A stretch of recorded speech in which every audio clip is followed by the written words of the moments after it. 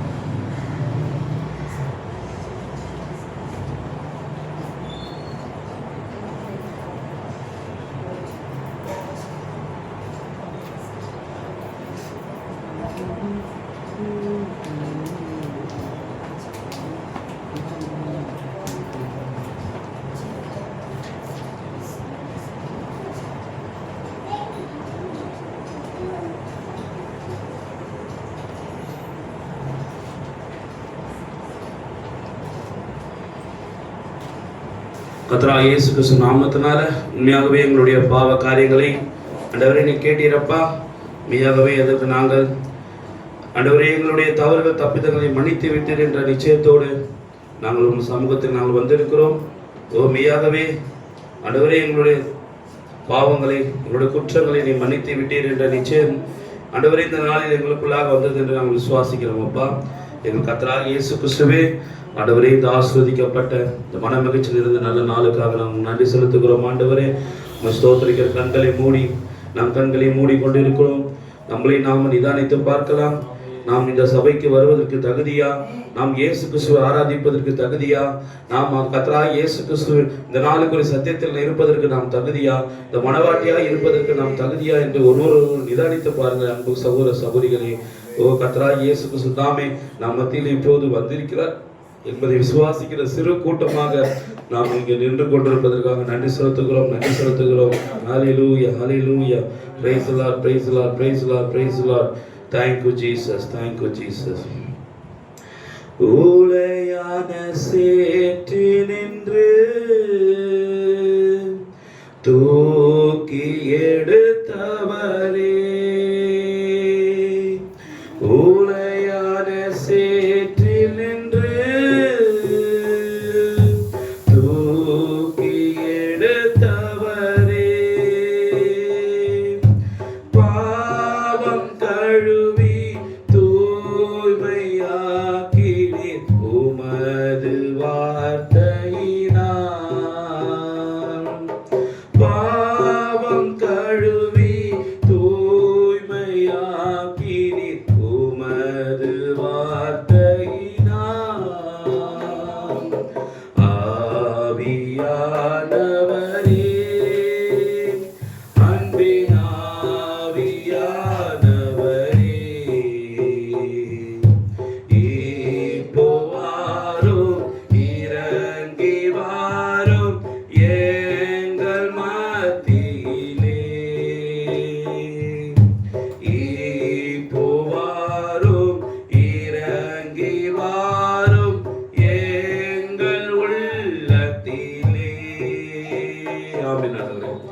ஆமோதே ஆண்டவரே, இப்போதே வாரும், எங்கள் உள்ளத்தில் வாரும் ஆண்டவரே. நீர் கர்த்தாவே வந்தால் மாத்திரமே எங்கள் ஜீவியங்கள் மாறும் அப்பா. ஆண்டவரே, எங்கள் பேச்சுகள் மாறும், எங்கள் பரிசுத்த ஆவியில் ஆண்டவரே வழிநடத்துதல் ஆண்டவரே மாறும் அப்பா. ஆண்டவரே, எல்லாவற்றையும் மாற்றக்கூடிய ஒரு பரிசுத்த ஆவி எங்களுக்குள்ளாக அந்த மாற்றத்தை ஏற்படுத்தும்படியாக ஒப்புக் கொடுக்கிறோம் ஆண்டவரே. நன்றி அப்பா, நன்றி அப்பா. இந்த ஆராதனை தொடக்கமாக எல்லாரையும் ஒப்புக் கொடுத்து, ஒவ்வொரு ஆராதனையிலும் ஒவ்வொரு பாகத்தையும் ஒப்புக் கொடுத்து, தொடக்கம் முதல் முடிவு மட்டுமாக பரிசுத்தாவின் வழிநடத்திலே இந்த ஆராதனை தேவன் நாமே கொண்டு போகும்படியாக நம்மத்தில் கர்த்தாவே திருவண்ணாமலை பகுதியிலே ஊழியம் செய்கிற விலையேற பெற்ற கடைசி கூடாரத்தின் சுவிசேஷகர் சகோதரர் கேப்டன் கிதியோன் அவர்கள் முன்பாக வந்து இந்த ஆராதனைக்காக ஜெபிக்கும்படியாக கேட்கிறேன்.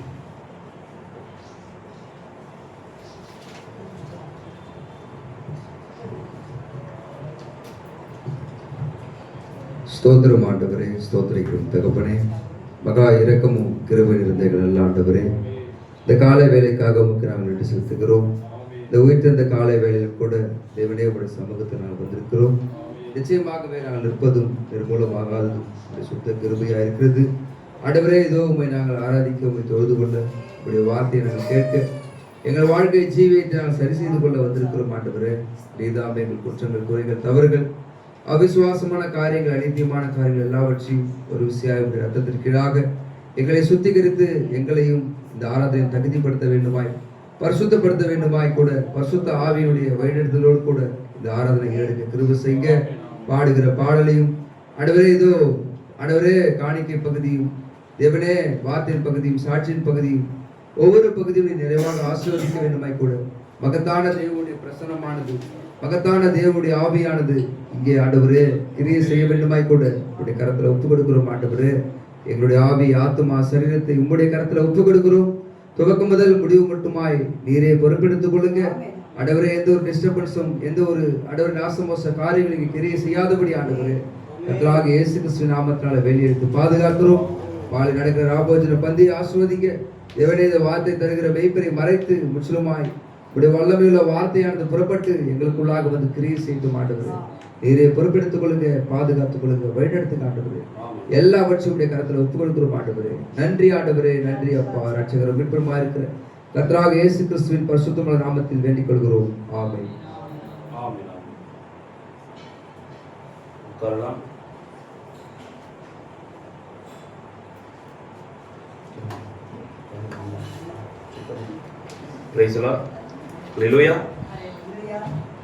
நம் தேவனுடைய நாமத்துக்கு மேன்மைக்கென்று ஒரு சில பாடலை பாடலாம்.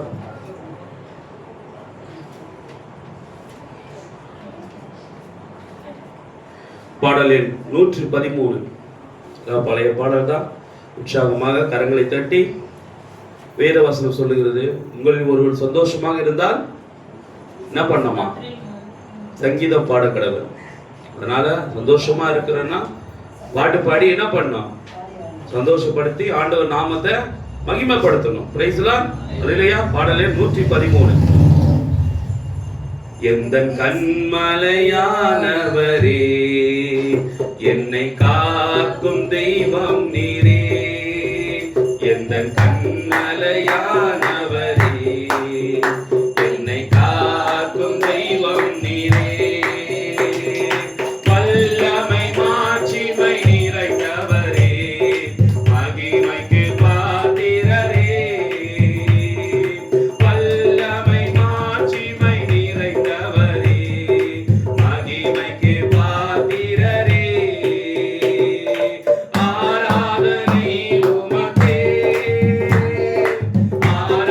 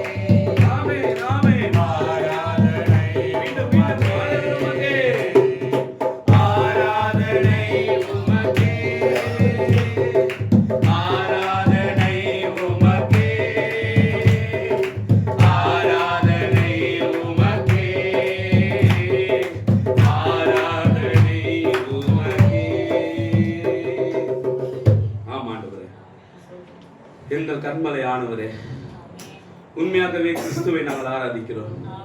அந்த கிறிஸ்து என்கிற அந்த கண்மலை மீது எங்கள் அஸ்திபாரத்தை நாங்கள் போட்டுக் கொண்டிருக்கிறோம். அப்பா, நாங்கள் ஆராதிப்பவர் இன்னார் என்று அறிந்திருக்கிறோம். நாங்கள் இருந்த தேவனை ஆராதிக்கவில்லை, வரப்போகிற தேவனை ஆராதிக்கவில்லை, இங்கு இருக்கிற தேவனை நாங்கள் ஆராதித்துக் கொண்டிருக்கிறோம். The present God, கர்த்தராகிய இயேசு கிறிஸ்துவானவர் எங்கள் பரிசுத்தாவின் வடிவிலே எங்கள் மத்தியில் நின்று கொண்டிருக்கிற தேவனையானே, உண்மையான கண்மலை கர்த்தராகிய இயேசு கிறிஸ்து ஒருவர் மாத்திரம்.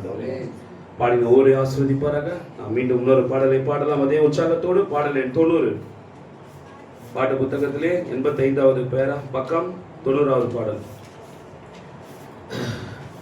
நீங்க எவ்வளவுக்கோல பொதுவாகவே இந்த பாடல் ஆசிரியர்லாம் இருப்பாங்க. ராஜா காலத்துல எல்லாம் பாத்தீங்கன்னா இந்த முனைவர்கள், அவங்க பேர் வந்து என்ன சொல்லுவாங்க, புலவர்கள். அந்த புலவர்கள் என்ன பண்ணுவாங்கன்னா, அவங்களுடைய வேலை என்னன்னா, உட்காந்துக்கிட்டு ஒரு காட்டுலயோ, கவனிங்க, இந்த காட்டுலயோ மேட்லயோ போயிட்டு தனிமையா இருக்க இடத்துல இயற்கையை பார்த்து வர்ணிச்சு ஒரு புலமை எழுதுவாங்க, கவிதைகள் எழுதுவாங்க.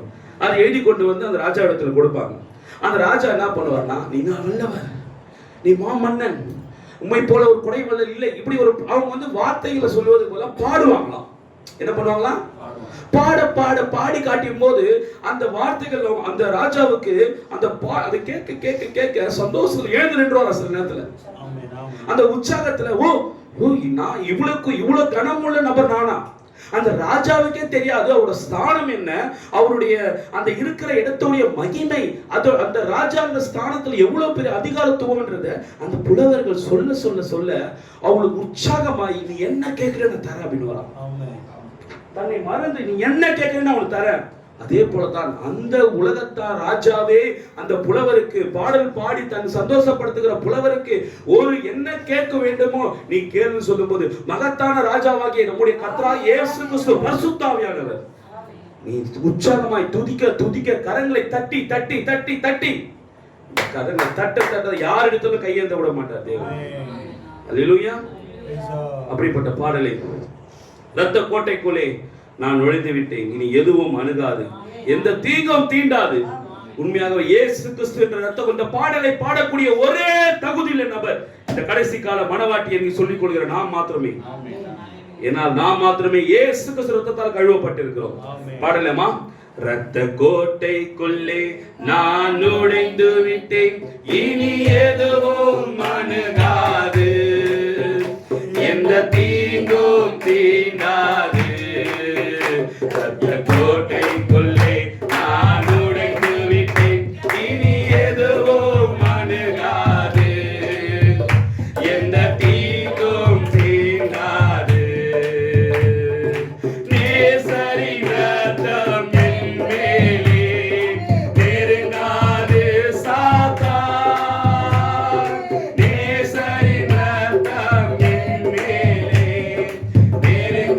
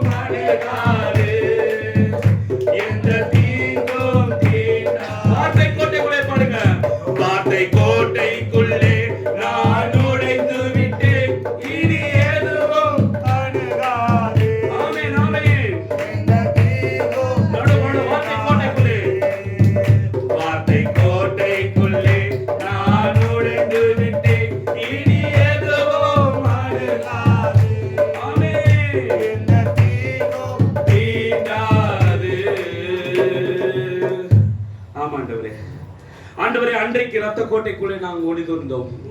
இன்றைக்கு வார்த்தை என்கிற அந்த வார்த்தை அன்றைக்கு ரத்தமாக இருந்தது. அந்த ரத்தம் இன்றைக்கு மீண்டுமாக வார்த்தையா முன்னிலும் இருந்த நிலைமைக்கு சென்று விட்டது. நாங்கள் உண்மையான வார்த்தை என்கிற கோட்டைக்குள்ளே நாங்கள் இருக்கிறோம். இன்றைக்கு எதுவுமே எங்களுக்கு அணுகாது ஆண்டவரே.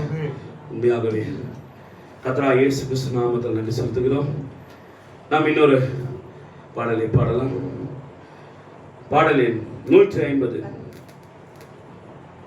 நாம் எழுந்து நின்று இந்த பாடலை பாடலாம். பாடலின் 150. குயவனே குயவனே படைப்பின் காரணனே.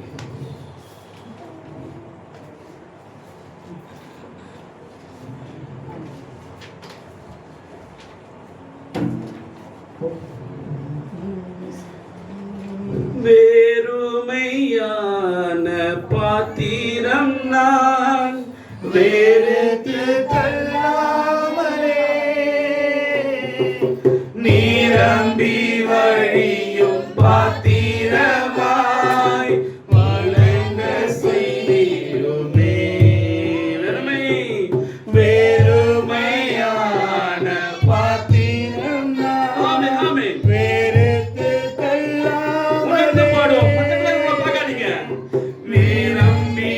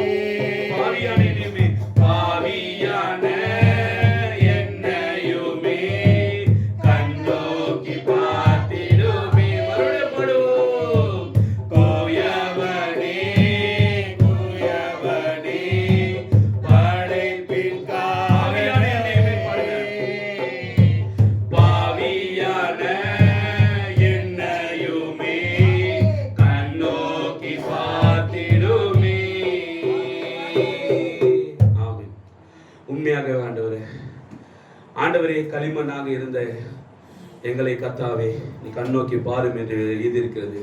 ஆனால் இப்போது நாங்கள் பாவியாக எங்களை நீ கண்ணோக்கி பாரும் ஆண்டவரே.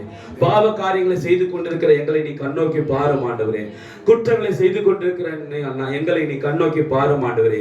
இச்சையான காரியங்களை பார்த்து கொண்டு கேட்டுக்கொண்டு செய்து கொண்டிருக்கிற எங்களை கண்ணோக்கி பாரும் ஆண்டவரே.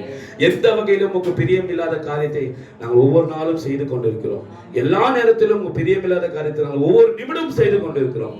எங்களை கண்ணோக்கி பார்த்து உங்களோட ஆராதனையில் எங்களை தகுதிப்படுத்தி எங்களை மன்னித்து எங்கள் குறைகள், குற்றங்கள், அக்கிரமங்கள், ரகசிய பாவங்களை அனைத்தையும் நீ மன்னித்து எங்களை நீ விடுதலையாக்கும் அப்பா.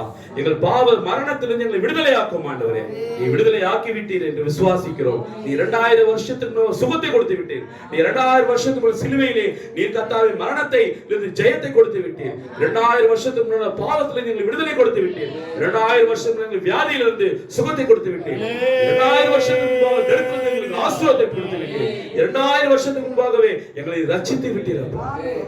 நாங்கள் ஆண்டவரே இத்தனை நாட்கள் எங்களை அறியாமல் தெரியாமல் மெத்தனமாக வாழ்ந்து கொண்டிருந்தோம் அப்பா. எங்களை இந்த நிமிஷம் ஆண்டவரே நாங்கள் உணர்ந்து கொண்டோம். நீர் இன்றைக்கு இன்னவாக இருக்கிறேன் என்பதை நாங்கள் உணர்ந்து கொண்டோம் ஆண்டவரே. எங்களை ஒரிசாய் கண்ணோக்கி பாருங்கப்பா. ஒப்பு கொடுக்கிறோம் பாடி ஒவ்வொரு தேவன் ஆசீர்வதிப்பதாக. நாம் இன்று கொண்டிருக்க வேலையில சாட்சிகள் காரியங்கள் இருக்கும் என்றால் முன்பாக வந்து உங்கள் சாட்சிகளை தெரிவித்துக் கொள்ளுங்கள்.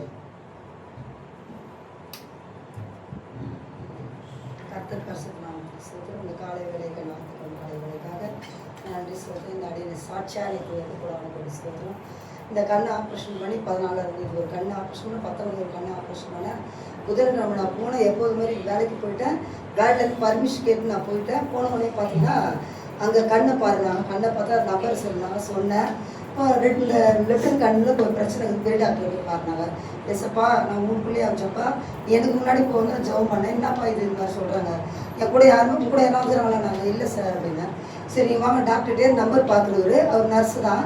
கூட போட்டு டாக்டர்கிட்டே கேட்குறாரு, இவங்களுக்கு கீழே 5ஆம் நம்பரில் மருந்து ஒன்று 3 மருந்து ஒன்று 6 மருந்து ஒன்றுன்னு என்னை பயம் காமிச்சாரு. எஸ்ப்பா உட்காந்து அப்படியே ஜெபம் பண்ணிவிட்டு டாக்டர் சொல்லிட்டேமா நீ டாக்டர்லாம் காட்டாதீங்க.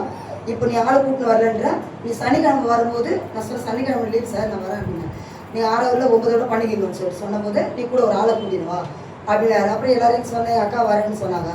சரின்னு சொல்லிட்டு நான் சொல்லிட்டு வந்துட்டேன். அப்புறம் அவர் என்ன சொன்னார் வார்த்தை, நைட்டு முன்னாடி தூக்கமே வரல, நீ டாக்டர் பார்க்கக்கூடாது, அந்த சீட்டை எடுத்துன்னு 5ஆம் நம்பரில் நீ மருந்து கொடுக்கணும் அப்படின்னு சொன்னார். அப்போ நான் சொன்னேன் 2 கண்ணையும் போகிற வர நம்ம ஆப்ரேஷன் பண்ணிட்டேன் சார்ப்பா. அப்போ இவங்க திரும்பி போய் கண்ணை ஆப்ரேஷன் பண்ணால் தான் மருந்து கொடுத்து நான் பார்த்துக்கிறேன். இவர் என்னத்துக்கு கூட சொல்கிறார், நீ கூட எட்டு வந்துடும் ஆளே கண்ணு இருளாயிடும் 6 மணி நேரம் உங்களுக்கு அந்த கண் பவர் தெரியாது அப்படின்னு. அப்போ நான் ஜெபம் பண்ணினேன். எஸ்ப்பா ஜெபம் பண்ணி வீட்டுக்கு பண்ணி தூக்கமே வரல. இன்னத்துக்கு நான் 3 மணிக்கு 2 மணிக்கு ஆர்டர் ஜெபம் பண்ணினேன். நான் படுத்துட்டேன். காலையில் வச்சும்போது ரெட்டாக இருந்தது. திருப்பி வாக்குத்தத்தை புக்கு வச்சு நான் கண்ட 2த்தையும் வச்சு பார்த்தேன். மனவா அப்பப்போ சில காரியமாக இருந்தால் உங்களுக்கு அந்த வாக்குத்தத்தை புக்கு வச்சு நீங்கள் ஜெபிங்க வச்சு கண்ணில் வச்சுங்க, கை வயிற்றுல வச்சுங்க, என்ன வியாதி இருந்தாலும் அங்கே வச்சுக்கணுன்னு அந்த வார்த்தை எடுத்து நைட்டு எடுத்து கண்ணில் வச்சு கண்ணு பார்த்தேன். காலையில் ஏச்சப்போ பார்த்தா களை க்ளீனாக அந்த வெள்ளையாக இருந்தது. திருப்பி நான் வேலைக்கு போயிட்டு சனிக்கிழமை இன்றைக்கி நான் போனேன். போகும்போது எதுக்காக நம்பர் போடாமல் சாம்பு அடிச்சாங்க. அடிச்சுட்டு அப்போ நம்பர் இருப்பாங்க ஒன்று சொல்லி நம்ம சனிக்கிழமை கீழே தானே போக சொன்னோம். நீங்கள் எதுக்கு கீழே இங்கே மேலே வந்தீங்கன்னு சொல்லி டாக்டர் இருப்பாங்க. என்ன பார்த்த டாக்டர், எனக்கு அட்மிஷன் கொடுத்த டாக்டர், எனக்கு கண்ணில் மருந்து விட்டுட்டு நாக்கு வழியாக வர சொல்லி கேட்ட டாக்டர் உட்காந்துறாங்க. அப்போ டாக்டர்கிட்ட போயிட்டு சந்தோஷமாகிடுச்சு, இவங்க நம்ம பார்த்து டாக்டர் இருக்கிறாங்கன்னு சொல்லிட்டு நான் சீட்டை கொடுத்தேன். வாசுகின்னு வச்சுன்னு உட்கார சொன்னாங்க. உட்கார வச்சுமா இந்த இந்த இந்த ரிப்போர்ட் எனக்கு எழுதி கொடுக்குறாங்கம்மா அவர் பாருங்கம்மான்னு சொன்னேன். அப்போ டாக்டர் அம்மா 2 கண்ணும் உங்களுக்கு போகிற ஆப்ரேஷன் பண்ணிட்டேன். அப்போ இந்த டெஸ்ட்டு உங்களுக்கு யார் சொல்லி எழுதி வச்சுருக்கோம், அந்த சார் தான் எழுதி கொடுத்தாரு அப்படின்னு.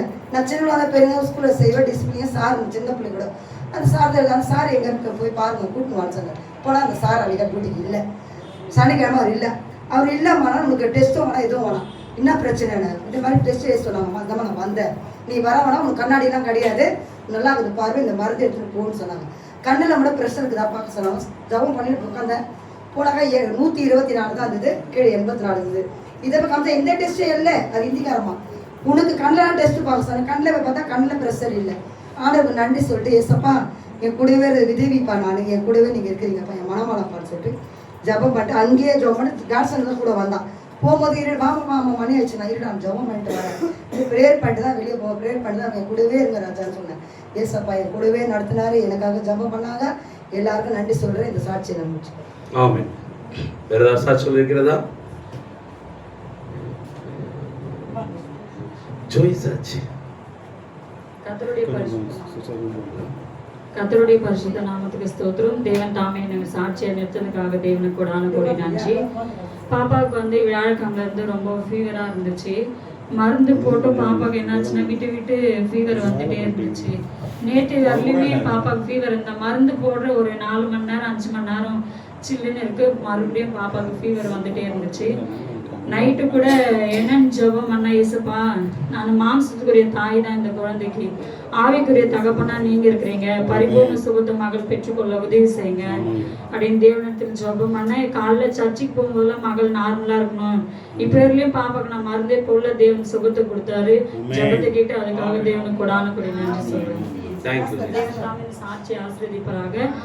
இன்னொரு சாட்சி, தேவன் தாமே நல்ல முறையில் 2வது வருடம் திருமண நாளை அற்புதமாய் 2 வருஷமா எங்களை வழிநடத்தி தேவன் இந்த 2வது திருமண நாளை காண உதவி செய்ய தேவனுக்கு கொடான கொடி நன்றி தெரிவிக்கிறேன். கல்யாணம் ஆகலா? ஓ, ஏதாவது சாட்சி இருக்கா?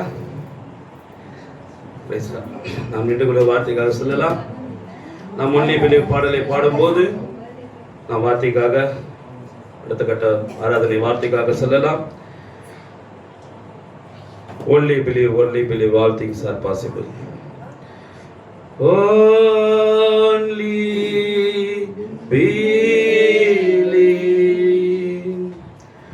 Only believe. All things are possible. Amen. Only believe.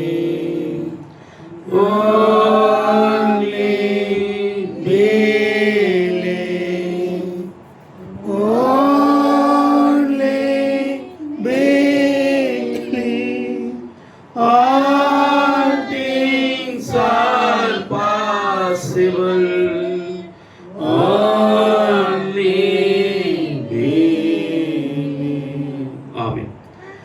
நாம் நின்று கொண்டிருக்க வேலை பரிசுத்த வேதாகமத்திலிருந்து வாசிக்கும்படியாக தெரிந்து கொள்ளப்பட்ட வேத வசனம் யாக்கோபு எழுதின புத்தகம் 5ஆம் அதிகாரம் 12 20 வரை மத்தியில் இருக்கிற சகோதரர் கேப்டன் கிதியோன் அவர்கள் வாசிக்கும்படியாக கேட்கிறேன்.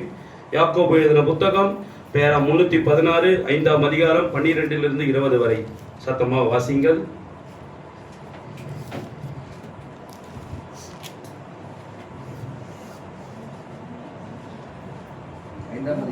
12 20. விசேஷமாய் என் சகோதரரே, வானத்தின் பேரிலாவது பூமியின் பேரிலாவது வேறெந்த ஆணையினாலாவது சத்தியம் பண்ணாதிருங்கள். நீங்கள் ஆக்கினைக்குள்ளாக தீர்க்கப்படாதபடிக்கு உள்ளதை உள்ளதென்றும் இல்லதை இல்லதென்றும் சொல்ல கடவீர்கள். உங்களில் ஒருவன் துன்பப்பட்டால் ஜெபம் பண்ண கடவன், ஒருவன் மகிழ்ச்சியாயிருந்தால் சங்கீதம் பாட கடவன். உங்களில் ஒருவன் வியாதிப்பட்டால் அவன் சபையின் மூப்பர்களை வரவழைப்பானாக. அவர்கள் கர்த்தருடைய நாமத்தினாலே அவனுக்கு எண்ணெய் பூசி அவனுக்காக ஜெபம் பண்ண கடவர்கள். அப்பொழுது விசுவாசமுள்ள ஜெபம் பிணியாளி ரட்சிக்கும். கர்த்தர் அவனை எழுப்புவார். அவன் பாவம் செய்தவனானால் அது அவனுக்கு மன்னிக்கப்படும். நீங்கள் சொஸ்தமடையும்படிக்கு உங்கள் குற்றங்களை ஒருவருக்கொரு அறிக்கையிட்டு ஒருவருக்காக ஒரு ஜெபம் பண்ணுங்கள். ஒருவர் நீதிமான் செய்யும் ஊக்கமான வேண்டுதல் மிகவும் பலனுள்ளதாக இருக்கிறது. எலியா என்பவன் நம்மை போல பாடுள்ள மனுஷனாய் இருந்தும் மழை பெய்யாதபடிக்கு கருத்தாய் ஜெபம் பண்ணினான். அப்பொழுது 3 வருஷமும் 6 மாதமும் பூமியின் மேல் மழை பெய்யவில்லை. மறுபடியும் ஜெபம் பண்ணினான். அப்பொழுது வானம் மழையை பொழிந்தது, பூமி தன் பலனை தந்தது. சகோதரரே, உங்களில் ஒருவன் சத்தியத்தை விட்டு விலகி மோசம் போகும்போது மற்றொருவன் அவனை திருப்பினால் தப்பிப்போன மார்க்கத்தினின்று பாவியை திருப்புகிறவன் ஒரு ஆத்மாவை மரணத்தினின்று ரட்சித்து திரளான பாவங்களை மூடுவான் என்று அறிய கடவன். எங்கள் பரலோக பிதாவே, விசுவாசிக்க மாத்திரம் செய். அதாவது only believe all things are possible. நான் அவரை மாத்திரமே நம்பிவிடுவேன். இந்த பாடல் இசையை நாங்கள் உங்களிடம் கொண்டு வரும்போது ஆண்டவரே, அது உமது வார்த்தையின் மீதான எங்கள் உணர்வை வெளிப்படுத்துகிறது. உமது வார்த்தையின்படியே நாங்கள் வியாதிஸ்தர்கள் அபிஷேகம் பண்ணப்பட்டிருக்கிறார்கள். ஆமென். இப்போது ஆண்டவரே, உமது கட்டளைகளையும் கீழ்ப்படிந்து ஆண்டவரே, எங்களால் முடிந்த அளவு இந்த விசுவாச ஜெபத்தை நாங்கள் ஏறெடுக்க போகிறோம். ஆண்டவரே, மேலும் எங்களுடைய பலவீனத்திலும் உமது வல்லமையினாலும் நன்மையினாலும் எங்கள் பலவீனத்தை மேற்கொள்ள நீர் போதுமானவர் என்பதை நாங்கள் உணர்கிறோம். அப்பா பிதாவே, பின்னர் நீர் மூப்பர்களை கீழே ஆண்டவரே நீ வாழ வைத்து எங்கள் ஆண்டவரால் கொடுக்கப்பட்டதாக நாங்கள் அறிந்திருக்கிற ஒவ்வொரு ஆணையையும் நிறைவேற்றும் வகையில் நாங்கள் வியாதிஸ்தர்கள் மேல் கைகளை வைக்கப் போகிறோம். அப்பா ஆண்டவர் மெய்யாகவே ஆண்டவரே இத்தனை வருடங்களுக்கு பிறகும் உமது கட்டளைகளை கீழ்ப்படிய நாங்கள் முற்றிலும் இவ்வேளையில் உமது கண்களில் எங்களுக்கு தயவு கிடைப்பதால் ஆண்டவரே நாங்கள் உமக்கு நன்றி செலுத்துகிறோம். அப்பா ஆண்டவரே இந்த ஜெபத்தை நாங்கள் முற்றிலுமாக ஆண்டவரே மேலும் இப்போது நீர் எங்களுக்கு அனுப்பியுள்ள இந்த சிறிய குழுவோடு நாங்கள் எப்போதும் ஜெபிக்க கடமைப்பட்டிருக்கிறோம். இந்த ஜெபிப்பதற்காக ஆண்டவரே இங்கு வந்திருக்கிற இந்த மக்கள் அனைவரும் தேவையுள்ளவர்களாக இருக்கிறார்கள். அவர்கள் ஒவ்வொருக்காகவும் நாங்கள் இந்த ஜெபத்தை ஏறெடுக்கிறோம். அப்பா நீர் அவர்கள் இருதயங்களையும் அவர்கள் விருப்பங்களையும் அறிந்திருக்கிற தேவனையா நீர் இந்த சபைகளோடு இணைந்தும் நானும் இந்த விசுவாச ஜெபத்தை ஏறெடுக்கிறேன். அவர்களுக்கு இருக்கும் ஒவ்வொரு விருப்பத்தையும் நீர் அவர்களுக்கு நிறைவேற்றுவீராக. ஆண்டவரே இது கர்த்தாவே இப்போதும் அது நிஜமாக மாறட்டும்.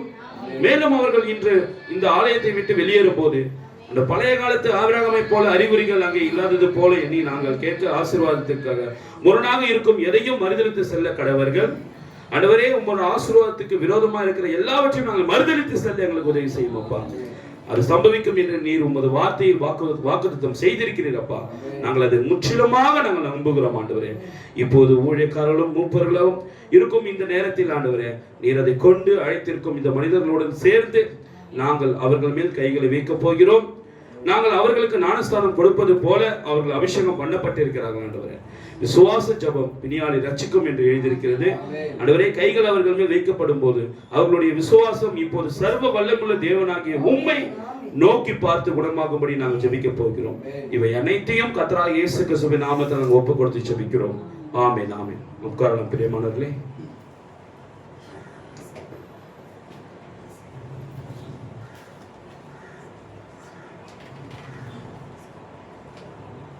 நமக்கு இந்த மாலை வேளையிலே சரியாக 5 மணி அளவில் ராபோஜன ஆராதனை இருக்கிறது. தவறாமல் நேரத்தோடு வந்து கலந்து கொள்ளுங்கள். Price the Lord. உண்மையாகவே இந்த வாசித்த இந்த யாக்கோபு, இந்த அப்போஸ்தலனாகிய யாக்கோபு எழுதின இந்த சுவிசேஷ இந்த புத்தகத்திலே 13வது வசனத்தை வாசிங்க.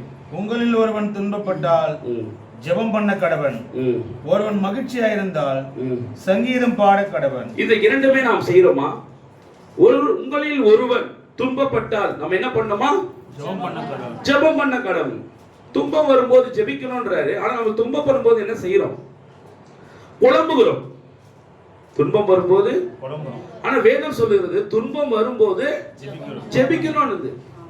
அப்போ நீ துன்பம் வரும்போது நீ புலம்புனா அது வேதத்துக்கு புறம்பானது. அடுத்த வரி. உங்களில் ஒருவன் வியாதிப்பட்டிருந்தால் இல்ல அதுக்குல சொல்றா படிச்சிருந்தா ஒருவன் மகிழ்ச்சியா இருந்தால் என்ன மகிழ்ச்சினா எப்படி சொல்றது? சந்தோஷமான ஒரு வீட்டுல ஒரு காரியம் நடந்ததுன்னா ஒரு பாடலுடைய பாடல் பாடுங்க. எப்படி சொல்லணுமா? சந்தோஷமா இருக்கும் போது சங்கீதம் பாடுங்கன்றாரு. ஆண்டவர் குறிச்சு பாடு. அதான் சொல்ற ஆண்டவர் எப்போதும் கிறிஸ்துவுக்குள் நீங்க சந்தோஷமா இருங்கள். அல்லேலூயா. எப்பவுமே துதிச்சுக்கிட்டு பாடிட்டே இருக்கும்போது ஒரு உலகத்தான் கார்ல போகும்போது என்ன பண்ணுவான்? என்ன பண்ணிட்டு போவான்? பாட்டு பாடினே போவான். பைக்ல போகும்போது பாட்டு பாடினே போவான். இப்ப என்னன்னா அது பாடுது இவன் கேட்டுக்கிறான். இவன் பாடுறதை நிறுத்திட்டான். அன்றைய சினிமா பாட்டு பாடினான். இப்ப அது கூட கிடையாது. அது பாடுது இவன் கேட்கிறான். டிவி பேசுறது இவன் கேட்கிறான். ஆனா செய்தி பேசுறது நம்ம கேட்க மாட்டோம். கரெக்டா? மேய்ப்பர் பேசுறா நம்ம கேட்க மாட்டோம். அப்ப நீ சந்தோஷமா இருந்தா என்ன பண்ணுமா? சங்கீதம் பாடு. ஆக்சுவலா 150 சங்கீதமும் அது ஒரு பாடல். எத்தனை பேருக்கு தெரியும்? எத்தனை பேருக்கு தெரியும்? எத்தனை பேருக்கு தெரியும்? சொல்லுங்க. ஆமென் ஆமென் சொல்லுங்க. தாவீது எழுதியிருக்கிற சங்கீதம் அது 150 பாடல். 150 பாடல்.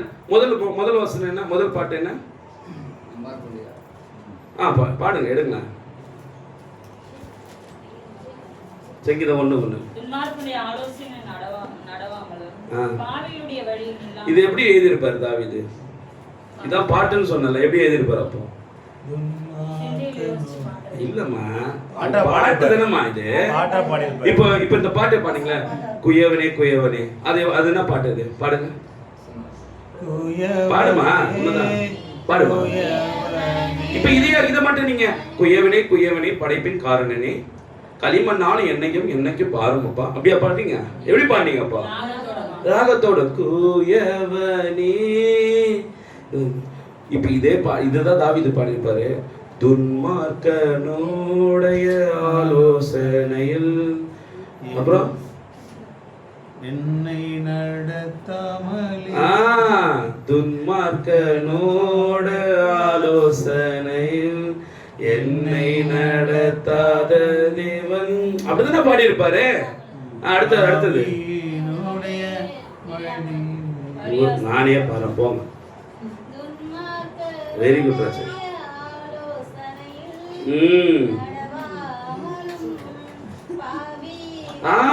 Very good.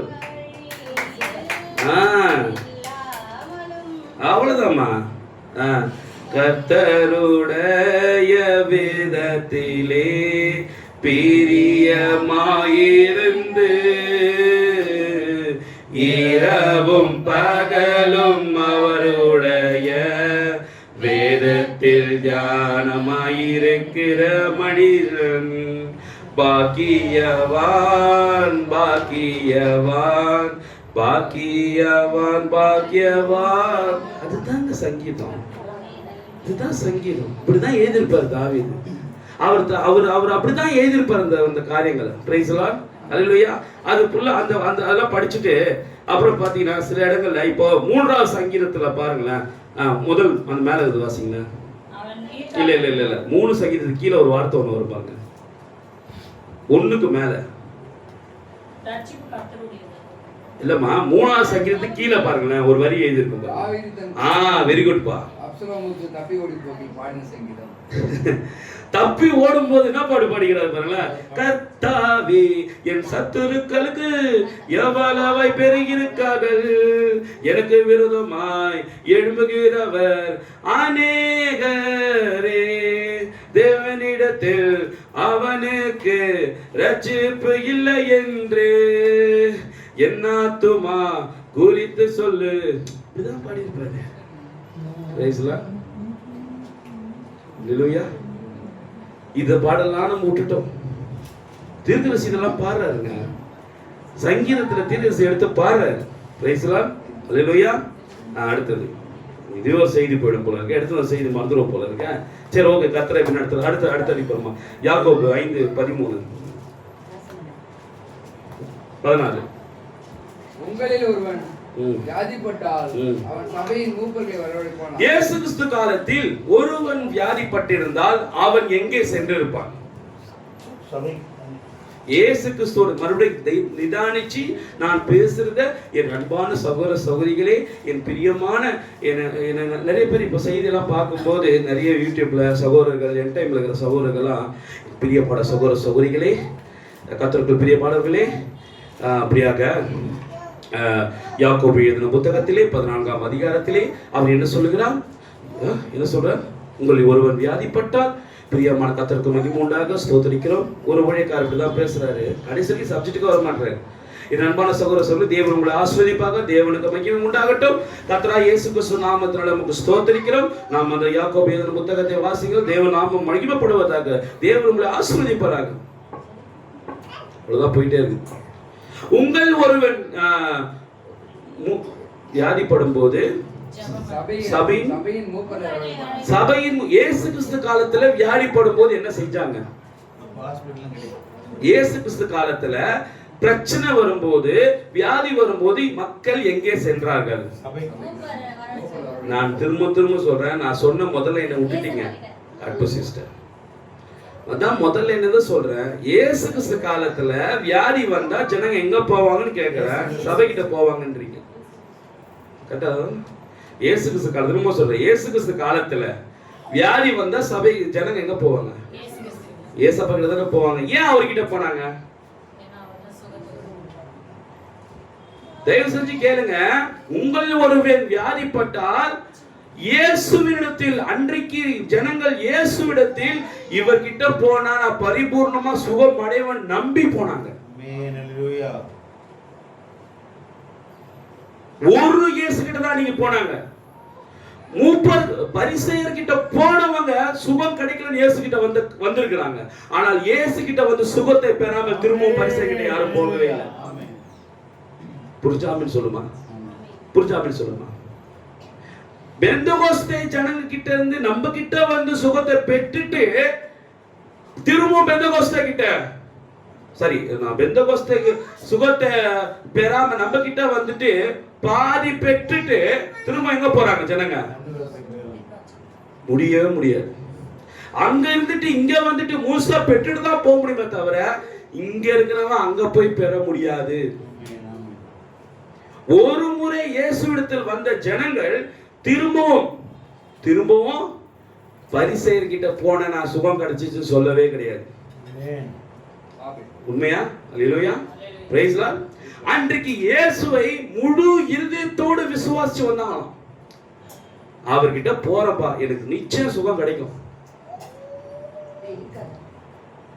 பாதி சுகம் அவர்கிட்ட கிடைக்கும், மீதி சுகத்தை யார்கிட்ட வைக்கலாம்? பரிசேயர் சொல்லிட்டாங்க. இல்ல, அப்படி ஏதாவது கூட்டம் இருந்ததா? என்ன இருந்தது? கவனிங்க. இயேசுவிடத்தில் போனா முழு சுகமும் கிடைக்கும் தான் வந்தாங்க அவர்கிட்ட.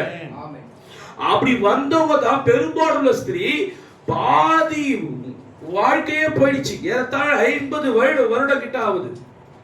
அந்த சகோதரிக்கு, பெண் சகோதரிக்கு, அந்த பெண்மணிக்கு அவ்வளவு வயசாகி பரிசேயர் வந்து ஜெபம் பண்றாங்க, சதுசேயர் வந்து ஜெபம் பண்றாங்க, ஏரோதியர் வந்து ஜெபம் பண்றாங்க, அநேக பாஸ்டர்ஸ் வந்து ஜெபம் பண்றாங்க. ஒண்ணுமே வல்லம போல, சுகம் கிடைக்கல. ஆனால் ஒரு முறை இயேசுவை சந்தித்தாள். எப்படி சந்தித்தாள்? இருதயத்திலிருந்து விசுவாசித்தாளாம் இயேசுவை. அப்ப அந்த இருதயபூர்வ விசுவாசம் என்னன்னா 100% faith, அது பேரு.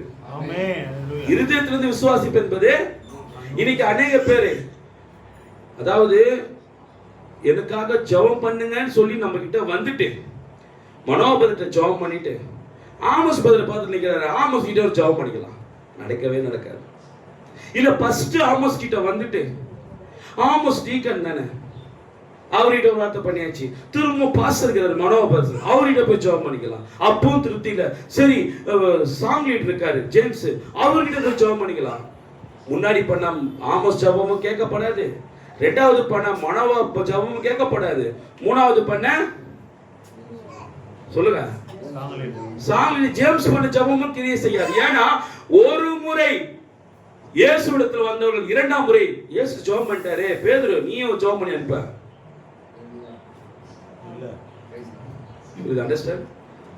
இயேசு ஜெபம் பண்ணிட்டு போயிட்டாருப்பா பெரும்பாலுள்ள ஸ்திரீக்கு. எப்படி புரியுதா நான் சொல்றது? இல்லையா? எவரி மகளுக்கு அந்த வீட்டுக்குள்ள யாரா இருக்குது? இயேசு, பேதுரு, யாக்கோபு, யோவான். இந்த 3 பேர் இருக்காங்க. ஃபர்ஸ்ட் பேதுரு நீ பண்ணுப்பா, ஆண்டவர் சொல்லல. யாக்கோபு நீ ஜெபம் பண்ணுப்பா, சொல்லல. யோவான் நீ பண்ணு ஃபர்ஸ்ட், மூணாவது நீ பண்ணு, கடைசியா நான் பண்றேன் அப்பதான் உயிரோட எழுந்துப்பா. இல்ல, ஃபர்ஸ்ட் அட்டெம்ப்டே ஜெபம் பண்ணி. புரியுதா இல்லீங்களா? அப்போ அந்த அழைப்பு யாருக்கு? பேதுருக்கா? எவரோட மகளை சுகப்படுத்த வேண்டிய அழைப்பு யாருக்கு வந்தது? பேதுருக்கு அந்த அழைப்பு வந்ததா? யாக்கோபுக்கு அந்த அழைப்பு வந்ததா? யோவானுக்கு அந்த அழைப்பு வந்ததா? இயேசுக்கு அந்த அழைப்பு வந்ததா? அப்போ இயேசு யாருக்கு அழைப்பு வருதோ அவர் போய் ஜெபிக்கிறாரு, சுகம் கிடைக்குது. அப்ப இதுல யாருக்கு வல்லம் அதிகம்? கரெக்டா சொல்லுங்க பார்க்கலாம். இதுல யாருக்கு ஃபெய்த் அதிகம்? ஜெபிச்ச இயேசுவுக்கா இல்ல ஜெபத்தை வாங்கின ஜனங்களுக்கா? யாருக்கு இதுல ஃபெய்த் அதிகமா இருக்கணும்?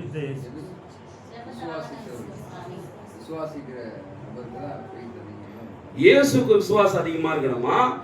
நான் ஜெபிச்சா உங்களுக்கு நடக்கும் அப்படின்ற இயேசுக்கு அந்த விசுவாசம் இருக்கணுமா? இல்ல இயேசு ஜெபிச்சா எனக்கு கிடைக்கும்ன்றது ஜனங்களுக்கு அந்த எண்ணம் இருக்கணும்?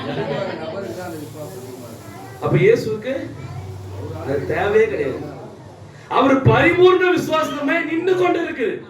தீர்க்கதரிசி சொல்றாரு, தேவத்துவத்தின் பரிபூர்ணம் எல்லாம் சரீர பிரகாரமா நின்று கொண்டிருக்குது. நீ அவர்கிட்ட பலவீனமான பாத்திரம், பலனான பாத்திரம், பலவீனமான ஜபம், பலனான ஜபம்ன்றது ஒண்ணுமே கிடையாது. ஆனால் நின்று எதிர்க்க நிக்கிற நபர்கள் தான் பரிபூர்ண விசுவாசத்தோடு வந்து நிக்கணும். சொல்லிதாமா, நான் ஒரு முறை இயேசுவை சந்தித்து உன் வாழ்க்கையில சந்தித்து விட்டால் போதும். பர்துமை குருடன் சொன்னா, நான் ஒரு முறை என் வாழ்க்கையில் அவரை சந்தித்தால் போதும். சகேயு சொன்னான், இயேசு எப்படிப்பட்டவரோ என்று ஒரு முறை நான் அவரை சந்தித்தால் போதும். ஆனால் நீயும் நானும் பல முறை இயேசுவை சந்தித்து கூட ஒரு வல்லமே இல்லை. காரணம், இயேசு இடத்தில் பிரச்சனையா, நம்ம கிட்ட பிரச்சனையா? புரியுதா இல்லையா? பிரச்சனை எவரோட மகள் கிட்டயா, இயேசு கிட்டயா? எவர்கிட்டயா, இயேசு கிட்டயா பிரச்சனை? பிரச்சனை பெரும்பாலும் ஸ்திரீ கிட்டயா, இயேசு கிட்டயா? பிரச்சனை சமாரியா ஸ்திரீ கிட்டயா, இயேசு கிட்டயா? பிரச்சனை பாவ ஸ்திரீ கிட்டயா, இயேசு கிட்டயா? பிரச்சனை நாயின் விதவையுடைய மகன் கிட்டயா, இயேசு கிட்டயா? பிரச்சனை லாசரு கிட்டயா, இல்ல இயேசு உயிரோட கொண்டு வந்த இயேசு கிட்டயா? புரியுதுங்களா உங்களுக்கு? அப்ப பிரச்சனை இன்னைக்கு யார்கிட்ட இருக்குது? ஒரு ஒரு பிரச்சனையை தீர்வு இல்லைன்னா அதுக்கு நாம காரணமா, இல்ல ஜெபிச்ச நமக்காக நம்ம யாரை நோக்கி ஜெபிச்சோமோ அந்த இயேசு காரணமா? இதுதான் சொன்னார், என்னோட தோல்விக்கு நானே காரணம். புரியுதா? இயேசுவை ஒருபோது நீ குறையே சொல்ல முடியாது. நம்ம ஆண்டவரை குறையே சொல்ல முடியாது. இவ்வளவு நாள் நான் ஜெபிக்கிறேன் தம்பி, ஏன் எனக்கு கிடைக்கலன்னு ஒரு பேர் இந்த வார்த்தை நீ சொல்லக்கூடாது. ஏன்னா சுகம் நின்று கொண்டிருக்கிறது. அந்த சுகத்தை போய் நீ தொடுவதற்கு உனக்கு இருதயம் முழுச இடம் இல்லை. கல்யாணமா புரியுதா? பிரச்சனை யாருக்கிட்ட கல்யாணமா? உங்ககிட்டயா, இயேசு கிட்டயா? வாய்த்து சொல்லுங்க, உங்ககிட்ட தான் பிரச்சனை. உண்மை எத்தனை பேர் சொல்லுவீங்க? கரங்களை தூக்கி சொல்லுங்க. பிரச்சனை ஏன்கிட்ட தான், கரங்களை தூக்கி சொல்லுங்க. தேவ சமூகத்துல இருந்து ஒத்துங்க பார்க்கலாம். நான் உண்மையா ஒத்துக்கிறேன், பிரச்சனை என்கிட்ட தான் இருக்குது ஆண்டவரே. கரங்களை தூக்குங்க. தூக்க மாட்டீங்களா? விசுவாசம் இல்லையா? அப்போ தேவன்கிட்ட தான் பிரச்சனை நினைக்கிறீங்க போல. இல்ல கையை தூக்கலன்னா நான் 2 கையும் தூக்கிறேன்ப்பா. நான் என் தோல்விக்கு நான் தான் காரணம். நான் தான் என் தோல்விக்கு காரணம் சொல்லு பார்க்கலாம். எப்பவுமே கர்த்தரா இயேசு கிறிஸ்துவே என் தோல்விக்கு காரணம் நான் தான். என் தோல்விக்கு காரணம் மனோவா தான். சொல்லுங்க, உங்க பேர் போட சொல்லுங்க. என் தோல்வி காரணம் மனோவா. சொல்லுங்க, உங்க பேர் போட சொல்லுங்க. உங்க பேர் போட சொல்லுங்க. ஏன் அமைதியா இருக்கீங்க?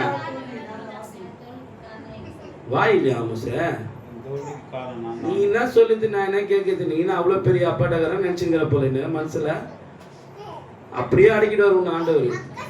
ரொம்ப பண்ணாத. வாயத்தை வந்து சொல்லு, வாயத்தை வந்து சொல்லுமா, அவங்க சொல்லுங்க. நான் தோத்துட்டேன் ஆண்டவரே. சொல்லு, நான் தோத்துட்டேன். என்னோட தோல்வியை நான் ஒத்துக்கிறேன். நான் யாருகிட்ட நான் போட்டி போட்டேன்? உன் கணவர்கிட்ட போட்டி போடு, உன் வேலை ஸ்தலத்துல போட்டி போடு, உன் பொண்டாட்டி கிட்ட போட்டி போடு, பாஸ்டர் கிட்ட போட்டி போடு, உன் குடும்பத்துல போட்டி போடு, சகோதர சகோதரிகிட்ட போட்டி போடு. ஆனா நீ யார்கிட்ட போட்டி போட்டுக்கிறோம்? தேவன்கிட்ட போட்டி போட்டுக்கிற. நீ யார்கிட்ட போட்டி போறோம்? தேவன்கிட்ட போட்டி போறது. போட்டி போட்டு தோத்துக்கிட்டே இருக்கிறோம். நம்ம தோல்வி வீட்டுல மீசுல மண்ணு மொட்டல, என்ன சொல்லுவாங்க, கீழே விழுந்து கூட மீசுல மண்ணு ஓட்டலன்ற கதை. தோத்துட்டு நான் கிறிஸ்டியன்பா, என்டை பாஸ்டர்ப்பா, என்டை பிலீவர்ப்பா, எனக்கு ஒண்ணு இல்லப்பா, நான் கரெக்டா இருக்கிறேன்ப்பா, நான் அப்படிப்பா எப்படிப்பா. ஹல்லேலூயா. செய்தி எடுத்து படிக்கும்போது இருதயத்திலிருந்து விசுவாசிங்கள்.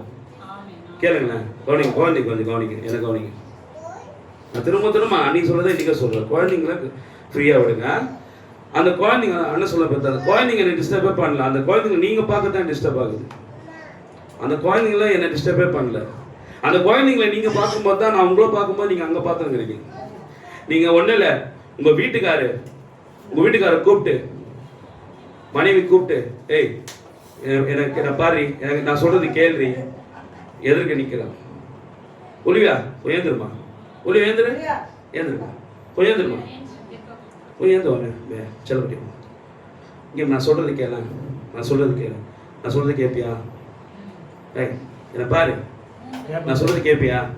கேட்பல? எவ்வளோ அருமையா கேட்குது. இப்போ இதே ஒலிவியா நான் ஒன்று சொல்லும்போது இங்கே பார், நீ என்கிட்ட பேசும்போது நான் திரும்பி இருந்தா அப்படி இருக்கும். எப்படி இருக்கும் சொல்லுங்க? எப்படி இருக்கும்? பேசுவியா? மரியாதை ஏய் என்ன பாருன்னுவாங்க. என்ன பண்ணுவாங்க? லுக் அட் மீ, என்ன கவனி, நான் என்ன சொல்றேன் கவனி. அதே போலதான் நின்று பேசிக்கொண்டிருக்கிறது. நீ எப்போ மனவாயில அது தேவனை நீ நம்புறியோ அப்பதான் நீ என் பேச்சு கேட்ப. எப்ப இங்க நின்று பேசுறது அது மனவாயில தேவன் நீ எப்ப நினைக்கிறியோ அப்பதான் என்ன பண்ணுவ? பேச்சு கேட்ப. நீ எப்ப நீ மனவாணி நினைக்கிறியோ இந்த காது வழியா வாங்கி இந்த காது வழியா விட்டுற ஒரு துளி கூட உனக்கு என்ன வராது? பிளஸிங்கே வராது. ஏன்னா உங்கள் ஒருவன் வியாதிப்பட்டால் சபையின் மூப்பரை அழைக்கணுமா? ஏன் சபையின் மூப்பரை அழைக்கணும்னா அந்த வியாதியை போக்கக்கூடிய ஜெபம் என்கிற விசுவாசம் எனக்கு குறைவா இருக்குது. ஏன் கலைவாணி அம்மா கூப்பிடலாம்? என்ன கலைவாணி அம்மா கூப்பிடலாம், காட் பிளஸ் யூ, அம்மா போய் ஜெபம் பண்ணிட்டு வரலாம். ஆனால் அனிதா என்ன கூப்பிடக்கூடாது. ஏன் புரியுதா? ஐயா அந்த ஸ்டேஜுக்கெல்லாம் போகாது, கீழே வரலாம். ஜெபிக்கக்கூடிய வல்லமை. நீ மற்றவர்களை ஜெபிக்கக்கூடிய சகோதரி, நீ ஜெபத்துக்கு என்ன கூப்பிடக்கூடாது. கரெக்டா? ஆமா சம்மா கூப்பிடலாம், ஒளிவே என்ன கூப்பிடலாமா இல்லையா? ஆனா எலிசபெத் என்ன கூப்பிடக்கூடாது, மனோபதி எனக்காக ஜெபிக்கணும். ஏன் காரணம் என்ன? அவங்க ஜெபிக்கக்கூடிய வல்லமை அவங்க கிட்டே இருக்குது. ஜெபிக்கக்கூடிய வல்லமைன்றதை விட அவங்க இருதயத்துல அந்த விசுவாசம் இருக்குது. அப்படிப்பட்டவன் என்ன கூப்பிடக்கூடாது. ஆனால் வியாதிப்பட்டவன் சுகத்தை கிடைக்காம இருக்கிறவங்க தான் நம்மளை கூப்பிடணும். வசனம் என்ன சொல்றது? உங்கள் ஒருவன் வியாதிப்பட்டால், தயவு செஞ்சு புரிஞ்சுங்க, அப்படிப்பட்ட விசுவாசத்தோடு இயேசுவிடத்தில் சந்தித்தவர்கள் முழுவதுமாக சுகமடைந்து போனார்கள். நம்முடைய தீர்க்கதரிசி வில்லியம் மரியம் பிரணாமை சந்தித்த வந்த மக்கள் வில்லி ராமன் கிட்டே போலாம், ஓரல் ராம் கிட்டே போலாம். போகும்போது அப்படியே அந்த பேன் ஸ்ட்ரீட்ல இருக்கிற ஜெபர்சன் வில்ல இருக்கிற இந்தியானாவில இருக்கிற பிரணாம் கூடாரத்துக்கு போய் டச் பண்ணிட்டு அவர்கிட்ட ஜெபம் பண்ணி வீட்டுக்கு போலாம் சொன்னாங்களா? ஃபர்ஸ்ட் வில்லி ராம் வீட்டுக்கு போலாம், சர்ச்சுக்கு போலாம், அங்க ஜெபிக்கலாம்.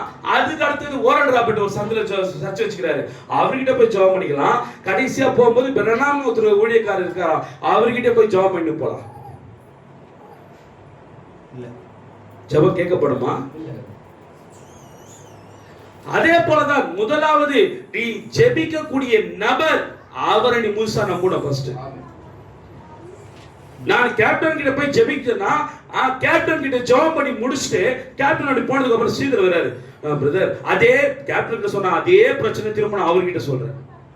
எப்படி கேப்டன் கிட்ட சொல்லும் போது நீ போறதுக்கு முன்னாடி கேப்டன் கிட்ட போய் ஜெபம் பண்ணா எனக்கு நடக்குமா இல்லையா இங்கே முடிவு பண்ணிட்டு போ. ஏங்க நீ மறந்துடலாங்க, ஜெபிச்சவர்கிட்ட மறந்துடலாம், ஆனா ஜெபிச்சவர் அதை மறக்கவே மாட்டார். உண்மையா? எத்தனை ஜெப குறிப்புக்கு நீ பதில் போன் பண்ணி கேட்டுக்கிற கேப்டன் சிஸ்டர் போன வாரம் உங்களுக்காக ஜெபிச்சமே இப்போ என்னாச்சு அந்த காரியம்? அவங்க கூட அப்படிதான் உங்ககிட்ட நான் சொன்ன ஜெபம் பண்ண சொல்லி சொன்னீங்களே சிஸ்டர். ஓ அப்படியா, நான் எங்க பாஸ்டர்கிட்ட சொன்னதான் நினைச்சிருக்கிறேன். ஆனா பாஸ்டர் கிட்ட சொன்னதுனால இல்ல, கேப்டன் சொல்லும் போது ஆண்டவர் குத்துட்டாரு. அதை உனக்கு கேப்டன் மேல விசுவாசம் இல்லைன்னா தயவு செஞ்சு போவாது கேப்டன் கிட்ட. ஆமேனா இல்லையா? உண்மையா இல்லையாப்பா? உண்மையா இல்லையா? நீ கேப்டன் மேல கொஞ்சம் விசுவாசம் இருக்குது கேப்டன் மேல, ஆனா 100% விசுவாசம் எனக்கு யார் மேல தாங்குது? ஸ்ரீதர் மேல இருக்குது. அப்ப நான் ஃபர்ஸ்ட் கேப்டன் கிட்ட போனோமா ஸ்ரீதர் கிட்ட போனோமா? Opposite sister. ஃபர்ஸ்ட் யார் கிட்ட தான் போயிடணும்? ஸ்ரீதர் கிட்டே போயிடு. ஏன்னா ஸ்ரீதர் கிட்ட தான் உங்க இருதயத்துல விசுவாசம் வச்சிருக்கிறாங்க. Price Lord. 10 பேர்ட்ட ஜெபம் பண்ணப்ப கொடுக்காத, 10 பேர்கிட்ட உன் பிரச்சனை சொல்லாத, 10 பேர்கிட்ட போய் ஜெபிச்சு தலையை கொடுக்காத. ஒருத்தரை தேர்ந்தெடு, ஜெபம் பண்ணு. ஆண்டவர் சொல்லுவார் இவர்கிட்ட போவார், அது யாரா கூட இருக்கட்டும், அவர்கிட்ட மட்டும் போய் பிரதர் எனக்காக ஜெபம் பண்ணு சொல்லு. அந்த ஒருத்தர்கிட்ட மட்டும் உன் ஜெபத்தை சொல்லு, உன் பிரச்சனையை சொல்லு. Praise lord. ஹல்லேலூயா. பாருங்க இந்த செய்தியில சொல்றாரு தீர்க்கதரிசி. அதனாலதான் தீர்க்கதரிசி சொல்றாரு, ஜெபிக்க வரும்போது எல்லாரையும் பார்த்து கேட்கிறாரு, என்னை தேவனோட தீர்க்கதரிசி என்று நம்புகிறாயான்னு கேட்கிறாரு. நான் ஜெபிச்சா உனக்கு கிடைக்கும் நம்புறியா? ஆமென். நான் ஜெபிச்சா வியாதியில இருந்து சுகமாக நம்புறியா? எப்படி நம்புற? நான் இருதயபூர்வமா நம்புறேங்க. இருதயத்துல ஒரு ஒரு யாருக்கு எத்தனை பேருக்கு இடம் கொடுப்போம்? பொதுவாவே யாரோ ஒருத்தருக்கு தான் இடம் கொடுப்போம். இன்னைக்கு நிறைய பேர் நினைக்கிறாங்க இருதயம் என்பது ஹார்ட் நினைக்கிறாங்க. தீர்க்க சொல்ற இந்த செய்தியில இருதயம் என்பது அது ஆத்துமா சம்பந்தப்பட்ட விஷயமா இருக்கிறது. இருதயம் என்பது ஆத்தும சம்பந்தம். அப்போ இருதயத்திலிருந்து நம்புங்கள் என்பது எப்படி நம்பணுமா? ஆத்தும. சொல்லு. ஆத்தும. இருதயத்திலிருந்து நம்புங்கள்னா அதுக்கு என்ன அர்த்தம்? ஆத்தும. ஆத்துமாவில் இருந்து நம்புங்கள். நம்புங்கள். இப்போ நம்ம பேசுற பேச்சு எல்லாம், மனுஷன் பேசுற பேச்சு எல்லாமே இருதயத்துல பதிவாகும், ஆத்துமாவில பதிவாகுமா இல்ல உன் மூளையில பதிவாகுமா? இல்ல மாஸ்டர், பொதுவா மனுஷங்க பேசுற பேச்சு எல்லாமே என்ன சொன்னாவா? அவன் என்ன சொன்னாவா? நான் போனோடனே அவன் கேட்டுச்சு, அவன் பேசுனேன். ஆமா இருக்க மாட்டேன். 15 வருஷம் ஆச்சு. சிங்கிள் டீ குடிச்சிருப்பான் அவன் வீட்டுல. அன்னைக்கு சொன்ன ஒரு வார்த்தை, ஒரு செருப்பல வச்சிருப்பேன், நான் போக மாட்டேன் அவகிட்ட. உண்மையா இல்லையா? உண்மைதானே? கேப்டன் இந்த வார்த்தை பேசுறாவா? நான் வந்துட்டேன்னு நினைச்சா, நான் நின்றுதான் வாசல் கேட்டேன் அவன் பேசுறதுலாம். மனுஷன் மிதிப்பானா இனிமே வாசல? சீன் கூட நான் நாய் கூட சட்டை பண்ண மாட்டேன். சொல்லுவாங்க சொல்ல மாட்டாங்களா? இது மனுஷன் பேசின வார்த்தைக்கு இவ்வளோ ரிவெஞ்ச் இருக்கும் என்றால், கர்த்தர் பேசுற வார்த்தை அதுக்கு மூளைக்கு போகுமா ஆத்துமாவுக்கு போகுமா? புரியுதா? நீங்க அதுக்கு நல்லா கவனிச்சு பாருங்க. மனுஷர் பேசுற ஒரு வார்த்தை சுருக்குன்னு அது போய் மைண்ட்ல ஏறிடும். எத்தனை வருஷம் ஆனாலும் எடுத்து போடவே முடியாது. என்ன பார்த்து என்ன சொன்னா தெரியுமாவா? நிறைய பழமொழிலாம் சொல்லுவாங்க சில பேர்லாம், நான் சொல்ல விரும்பல. ஆனால் இன்றைக்கு அதே ஆத்துமாவில் இருந்து நம்புங்கள், இருதயத்திலிருந்து நம்புங்கள் சொல்ற வார்த்தை, இருதயத்திலிருந்து நம்பக்கூடிய வார்த்தை எதுவென்றால் தேவனுடைய வார்த்தை மாத்திரம். உலகத்துல பேசுற எல்லா வார்த்தையுமே அது மூளையில பதிவாகுதுன்னா இந்த பரிசுத்த வேதம் மாத்திரம் தான், இந்த தீர்க்கதரிசியின் மூலமாய் சொல்லப்பட்ட பரிசுத்தாவியோட வார்த்தை மாத்திரம் தான் படிக்கும் போதும் கேட்கும் போதும் உன் இருதயம் என்கிற ஆத்துமாவுக்கு போகுது அந்த வார்த்தை. அப்போ பலவீனம் பிரச்சனை வரும்போது ஒரு சொல் குத்தப்படும். ஆமால செய்தியில வாசிச்சிருக்கிறேன், இந்த மாதிரி இதை பண்ணுன்னு. ஆனா சூடு சொரண வரைக்கும் மனுஷர் பேசணும். நீ அனிதா சொல்லிச்சுமா இந்த ஒரு வார்த்தை இன்னோட மைண்ட்ல இருக்குது. ஏன்னா மனுஷன். ஆனா பலவீனம் பிரச்சனை சோதனை வரும்போது நீ தீர்க்க சொன்னார் அந்த வார்த்தை சுருக்கணும் சொல்ல முடியல பாத்தியா? சொல்ல முடியல பாத்தியா? பரிசுத்த வேதத்துல வாச்சம் அந்த வார்த்தை சுருக்கணிச்சு சொல்ல முடியல. ஏன்? அது ஆத்மாவுல போகும்போது மூளைக்கு போயிடுச்சு அந்த வார்த்தை. எந்த வார்த்தை? இந்த பரிசுத்த வேதம் அது ஆத்மாவுக்கு போது பதிலா மூளைக்கு போயிடுச்சு. அதனாலதான் உன் சுருக்குன்னு குத்தல. ஆனா மனுஷன் பேசுற வார்த்தை அது வந்து உன்னுடைய ஆத்மாவில ஏத்துக்கின, ஆத்மாவில போனதுனால பல நாள் மைண்ட்ல இருக்குது அந்த வார்த்தை. கெட்ட உலகத்தான் பேசுற வார்த்தைகள் ஆத்மாவுக்கு போனதுனால மொழியிலே இருக்குது. இதை விட ஒரு பெரிய மெமரி கார்டு கிடையாது தெரியுமா? இதை விட இது பெரிய மெமரி கார்டு. நீ வச்சிருந்த சின்ன மெமரி கார்டு எத்தனை ஜிபி வந்துச்சு இப்போ? அதுல டேட்டா பிட்ஸ் எதுனா போகுது. ஜிபி எல்லாம் தாண்டிச்சு. இப்போ ஜிபி எல்லாம் 255 GB அதெல்லாம் தாண்டி போயிடுச்சு. ஏதோ டிபி கிபின்றாங்க, அதுக்கு போயிடுச்சு. தம்மா துண்டேனா இவ்வளவு பெரிய மூளை. ஆமென். அப்ப எவ்வளவு ஸ்டோரேஜ் ஆகும்? தேசம் புரிஞ்சுங்க. இவ்வளவு பெரிய மூளை. ஆனா உன் ஆத்துமானத்துல சொல்றாரு, உன் இருதயத்துல இருக்கிற ஒரு சிறு ஓட்டை தான் உன்னோட ஆத்துமாவும். அப்ப அந்த சிறு ஓட்ட ஆத்துமாவுக்கு நீ தேவனுடைய வார்த்தையை தவிர வேற எதுவுமே உள்ள வச்சுக்க கூடிய திராணி அதுக்கு இல்ல. அந்த ஆத்துமாவுக்கு என்ன திராணி இல்லையா? விசுவாசம் என்கிற அந்த வார்த்தையை உள்ள வைக்கிறதுக்கு அது ஆத்துமான்ற ஒரு ஒரு ஒரு ஒரு உறுப்பு இருக்குது. அந்த இதயத்துல ஆத்துமான்ற உறுப்பு இருக்கு. அதுலதான் நீ தேவனுடைய வார்த்தையை கொண்டு செல்லணும். Praise lord. அல்லேலூயா. தீர சொல்றாரு இந்த செய்தியில,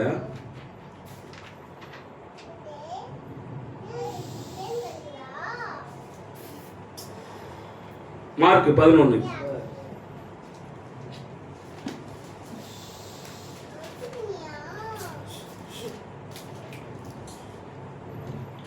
23. எவனாகிலும் இந்த மலையை பார்த்து நீ பெயர்ந்து சமுத்திரத்திலே தள்ளுண்டு போய் என்று சொல்லி தான் சொன்னபடியே நடக்கும் என்று தன் இருதயத்திலே சந்தேகப்படாமல், தன் மூளையிலே சந்தேகப்படாமல் இருக்கா? தன் மூளையிலே சந்தேகப்படாமல் இருக்கா? தன்னுடைய அறிவாற்றலால் சந்தேகப்படாமல். புரியுதா? அப்போ தேவன் எங்க இருக்கிற ஒரு மனுஷனோட சரீரத்துல இருதயம் என்கிற ஆத்துமாவில தான் அவர் இருக்கிறார். அப்ப நீ அவருக்கு எங்க இடம் கொடுத்து வச்சிருக்கிற? இருதயம் என்கிற ஆத்துமாவில இடம் கொடுத்தா மாத்திரம்தான் அந்த சந்தேகம் என்றது வராது உனக்கு. வசனம் படிப்பா. இருதயத்தில் சந்தேகப்படாமல் தனி ஒரு கருத்து. தன் இருதயத்திலே சந்தேகப்படாமல் விசுவாசித்தால் அவன் சொன்னபடியே ஆகும் என்று மெய்யாகவே உங்களுக்கு சொல்லுகிறேன். சகோதரா, உன் வாய் சொல்வதற்கு முன்னாடி அது எங்க போய் ஸ்டோரேஜ் ஆகணும்? மெமரி கார்டுல இருந்தா தான் வெளியே டெஸ்க்டாப்ல காட்டும். மெமரி கார்டுல இருந்தா மாத்திரம் தான் வெளியே டிஸ்பிளே காட்டும். மாமியார் அடிக்கடி சொல்லுவாங்க, பா தம்பி கொஞ்சம் பாட்டு வச்சு கொடுப்பா, பாட்டு வச்சு கொடுப்பான்னு. அப்ப அந்த பாட்டு வெளியே வரதுக்கு முன்னாடி எங்க இருக்குது அந்த பாட்டு? கரெக்டா சொன்னாங்க. மெமரியில ஸ்டோரேஜா இருந்தா தான் அது வெளியே டிஸ்பிளேல காட்டும் பாட்டு இருக்குன்னு. அதே போலதான் ஏன் உனக்கு விசுவாசம் வெளியே காட்டலன்னா உள்ள இருக்கிற இருதயம் என்கிற ஆத்துமாவில் ஸ்டோரேஜ் இல்ல. உள்ள இருக்கிற ஆத்துமாவில், இருதயத்தில் இருக்கிற ஆத்துமாவில் என்ன ஸ்டோரேஜ் இல்ல? வார்த்தை என்கிற விசுவாசம் உனக்கு ஸ்டோரேஜ்ல இல்ல. அந்த ஸ்டோரேஜ்ல இருந்தா தான் வெளியே டெஸ்க்டாப்ல உன்னை காட்ட முடியுது, டிஸ்பிளேல உன்னை காட்ட முடியுது.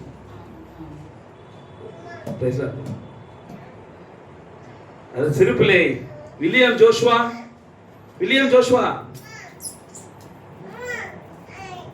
பேசலாம்ப்பா தம்பி. நம் மத்தியிலே திருவண்ணாமலை பகுதியிலே கடைசத்தின் கூடாரத்தில் ஊழியம் செய்கிற கேப்டன் கிதியோன் அவர்கள் சுவிசேஷகர், அவருடைய மனைவி கிரேஸ் லட்சுமி அவர்களும் அவருடைய மூத்த குமாரன் வில்லியம் ஜோஷுவா வந்திருக்கிறாங்க. கரங்களை தட்டி மெய்யாகவே அவர் வரவேற்கலாம். பர்த்டே பேபி போன வாரம் அவருடைய பாருங்க, இவன் சொல்லுவான் என் பிறந்த நாள் கூட்டத்துல தேவன் பல ஆத்துமாக்கள் சத்தியத்தை சொல்லுவார். அவன் மார்த்தட்டி வில்லியம் ஜோஷுவாக்கு அந்த வாய்ப்பு கிடைச்சிக்குதுங்க. ஏங்க நான் ஒருத்தர் கேட்டாரு, யூடியூப்ல ஒருத்தர் கேட்டாரு, பிரதர் பிறந்த நாள் ஆராதனை செய்யலாமா, வயசுக்கு வரத்தை செய்யலாம், ஆராதனையை செய்யலாமா, சாவு ஆராதனை செய்யலாமா, இப்படி பல ஆராதனை கேட்டாரு. நான் ஒரே ஒன்று சொன்னேன், சத்தியத்தை சகோதரர் ராஜி அவங்க அப்பா இறந்துட்டாரு. சகோதரர் ராஜி மோசஸ் இருக்காருல்ல சகோதரர், அவங்க அப்பா இறந்துட்டாரு. அப்ப ராஜி கிட்ட கேட்டேன், அவங்க ஒரு பக்கா கிராமம், அந்த ஊர்ல 10 கிலோமீட்டர்ல ஒரு கிறிஸ்தவங்கள வீடே இல்லையா. என்ன தம்பி, அந்த ஊர்ல ஒரு கிறிஸ்துவ வீடு கூட இல்லையா. ராஜி கிட்ட கேட்டேன், என்ன ராஜின்னு, ஒரு 100-200 பேர் இருப்பாங்களா அந்த சாவுல. பயங்கர இந்து முறைமைகள் நடக்குது. கேளுங்க, கவனிங்களேன், இந்து முறைமைகள் சரங்காச்சாரம் நடக்குது. அப்ப ராஜி கிட்ட போய் கேட்கறேன், தனியா கூப்பிட்டு, ராஜி இங்க வாப்பா ஒரு ஜோம் பண்ணிட்டாப்பா அப்பா கேட்க. இல்லைண்ணா வேண்டாண்ணா, ஃபுல்லா இந்து மக்கள்ண்ணா, ஃபுல்லா இந்து மக்கள். உண்மைதான், 200-300 பேர் இருப்பாங்க, சுத்தி இந்து மக்கள். அப்படி பாடியை வச்சுட்டு கல்லுகளை கட்டுறாங்க, கட்டைகளை கட்டுறாங்க எரிக்கிறதுக்கு. அப்ப எனக்கு ஒரு ஏவுதல் இருந்தது. ராஜோட அண்ணன் தான் கொண்டு போடுறாரு, வெள்ளை வேஷ்டி கட்டிக்கிட்டு பட்டை அடிச்சுக்கிட்டு அந்த சட்டியை பிடிச்சிக்கிட்டு ஒரு ரவுண்டு வர்றாரு. அப்ப என் இருதயத்துல ஒரு எண்ணங்குது, ஒரு 300 ஆண்கள் இருக்கிறாங்க இங்க, ஃபுல்லா இந்து மக்கள்.